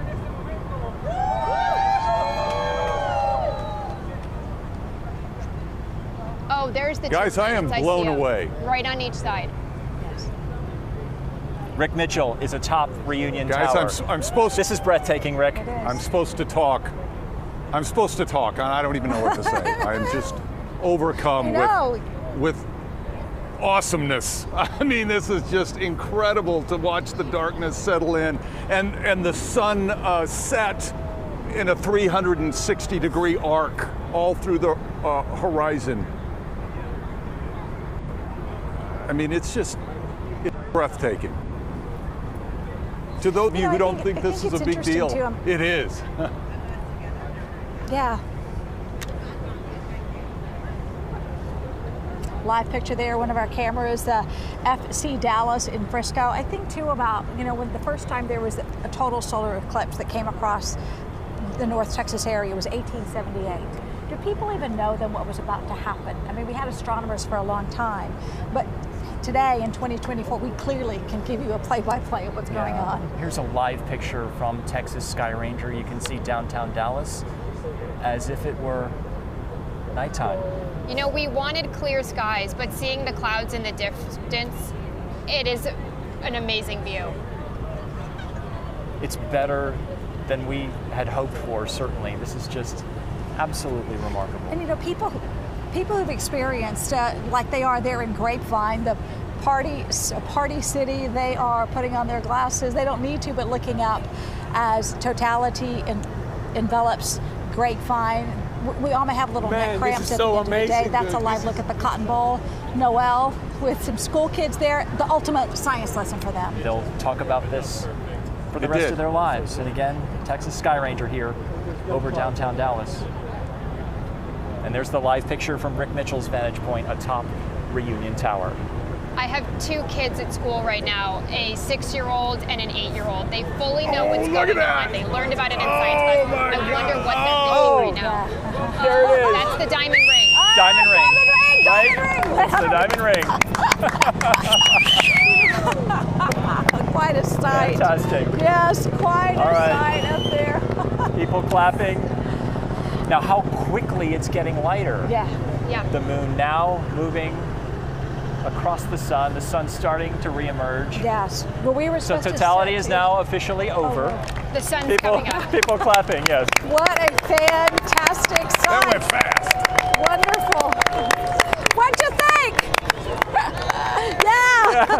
the trip. So many people came from all over the world to be here in Dallas, the largest city in the path of totality, to experience this. And even with the clouds, so what? It still did what it was supposed to do. And as someone who lives here, I'm kind of relieved, right? And we all were these to be people 2 out of 10, came you know? to our community to see this, and we were able to deliver for They them. came from across the pond, too, I know. Chris. Yes, they did. I know. They did. Just incredible. You know, you'll always know. Where were you on April 8th, 2024? I mean, I remember where I was in 2017, That beats them all. and that was only a partial. I was at the Perot Museum in Dallas, and it was packed. I hope you got to see that. You know, it was a memorable I thing. hope A lot of people have talked that you about the got to see difference that. between a partial I am so and happy the totality. clouds cleared. And people who know so about happy these to have things and have seen experienced lots this. of partials and lots of total solar eclipses say there's no comparison. day. And even if you're like at 98%, Thank God we it's a got to see the completely sun. different experience What an than event. totality. I agree, because I've been in both, and you don't get the darkness and the temperature drop, the weather change, the animals doing different things. You get a slight dimness. You watch a little bit through your glasses, and then that's kind of it. Right. And you kind of understand there are so many eclipse chasers that when you see one like this, you want to see It's an another addiction, one. right? Yeah, yeah. So when's that? What, 2044? 2044. 2044 somewhere else? Yeah.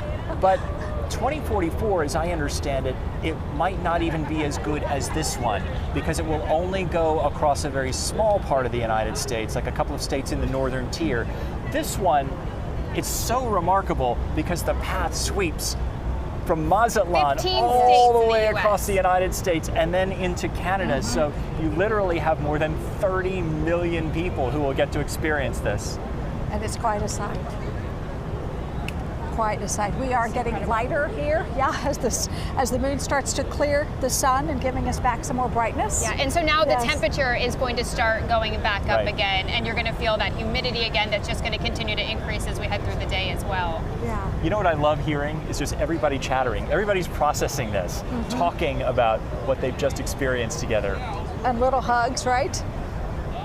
It's like in that moment, I mean, that we There all is were something united. kind of spiritual about it, right? Yes, Looking up and seeing the corona of the sun. So now we're going to see the reverse of what we saw on the front end Right. of totality. Now the moon's going to move away, and you'll see those images through your glasses as you look up. Yeah, and other parts of North Texas will start to experience the totality, like Ennis and Sulphur Springs. Yep, that is a live picture of the eclipse happening right there in the corner of your screen. Our coverage continues after a quick break.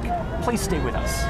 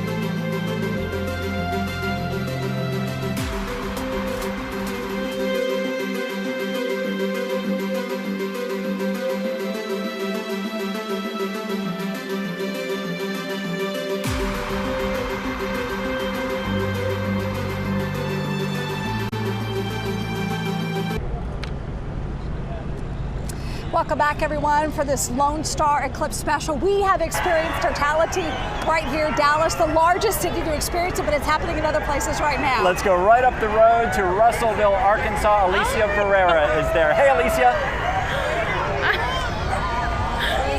Oh my gosh, I didn't think I was going to be one of the ones that got emotional. My goodness, that is amazing. Look at this crowd reaction. Totality happening right now in Russellville, Arkansas. This is amazing! This is so cool!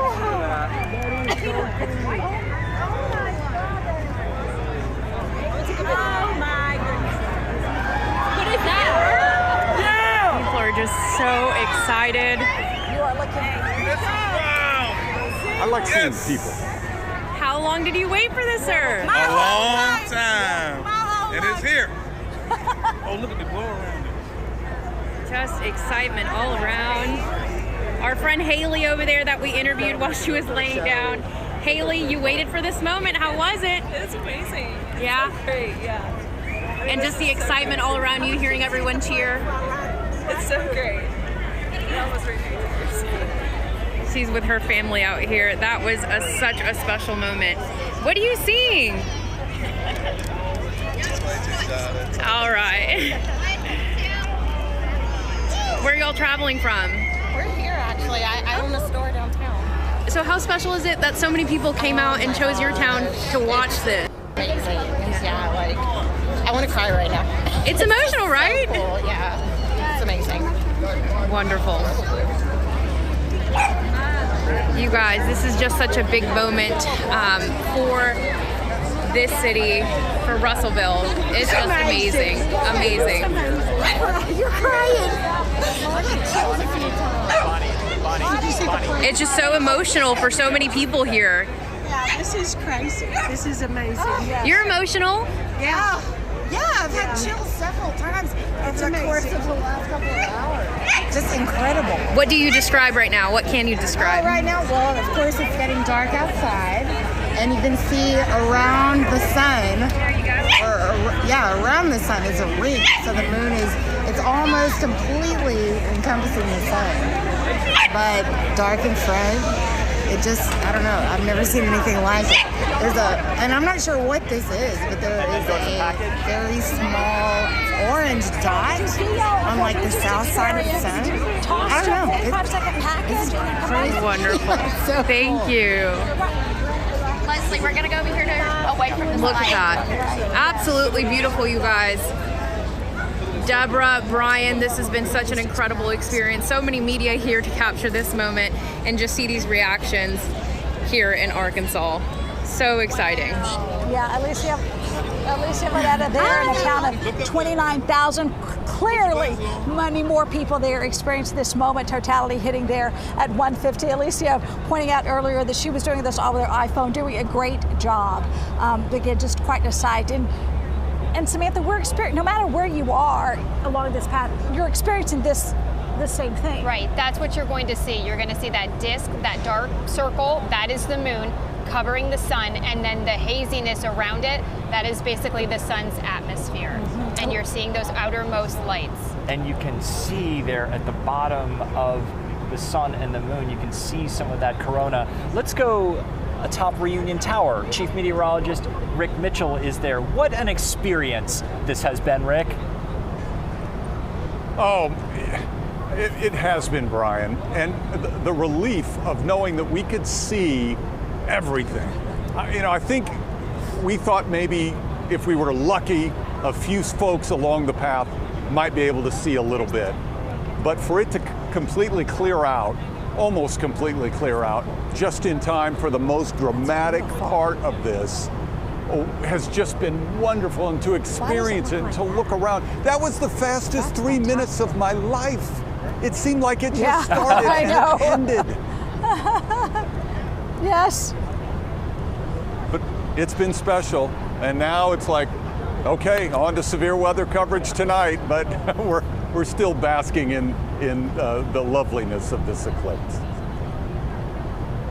Yeah, that's a live picture there from our camera in Russellville, Arkansas. The people there in Arkansas experiencing what we got to experience here in North Texas. And I want to say thank you to everybody who's been watching us and for choosing to share this with us. It's a real privilege. So thank you for being here with us. It's a very special moment, you know, for so many of us, for everybody here on the ground, the crowd behind us. Now the big show is over. They're dispersing. How can you go back to work after something like this?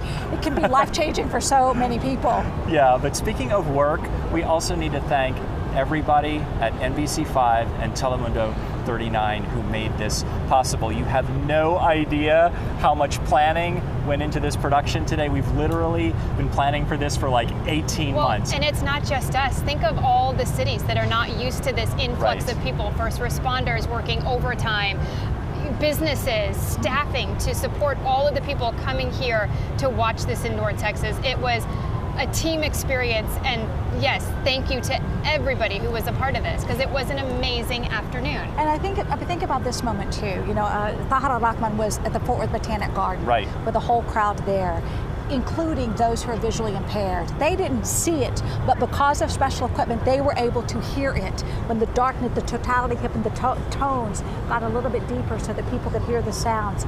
Okay, we're in totality. That's right. Giving them something that we didn't experience, a whole different experience, and just as special. Yeah, look at this. This is video of various phases of the eclipse. We'll be recapping this throughout the day on our newscasts at 4, 5, 6, and 10. We will now shift from eclipse coverage into severe weather coverage because it is a weather watch day, so you'll want to stay close to NBC5 and Telemundo 39 throughout the rest of the day. Thank you everyone for being with us for this special Lone Star eclipse. You don't just see it, you experience it, and that's what we got to do this afternoon. Happy Eclipse Day, everyone, and thank you for sharing this with us.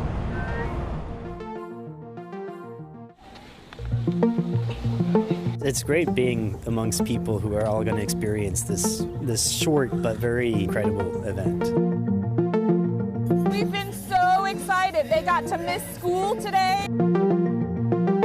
Just experiencing this once in a lifetime thing that we might not ever see it again. It's just one of these miracles of nature. We're about to become part of a very exclusive club. Look at that. Yeah. Wow. It's like it's eating the sun.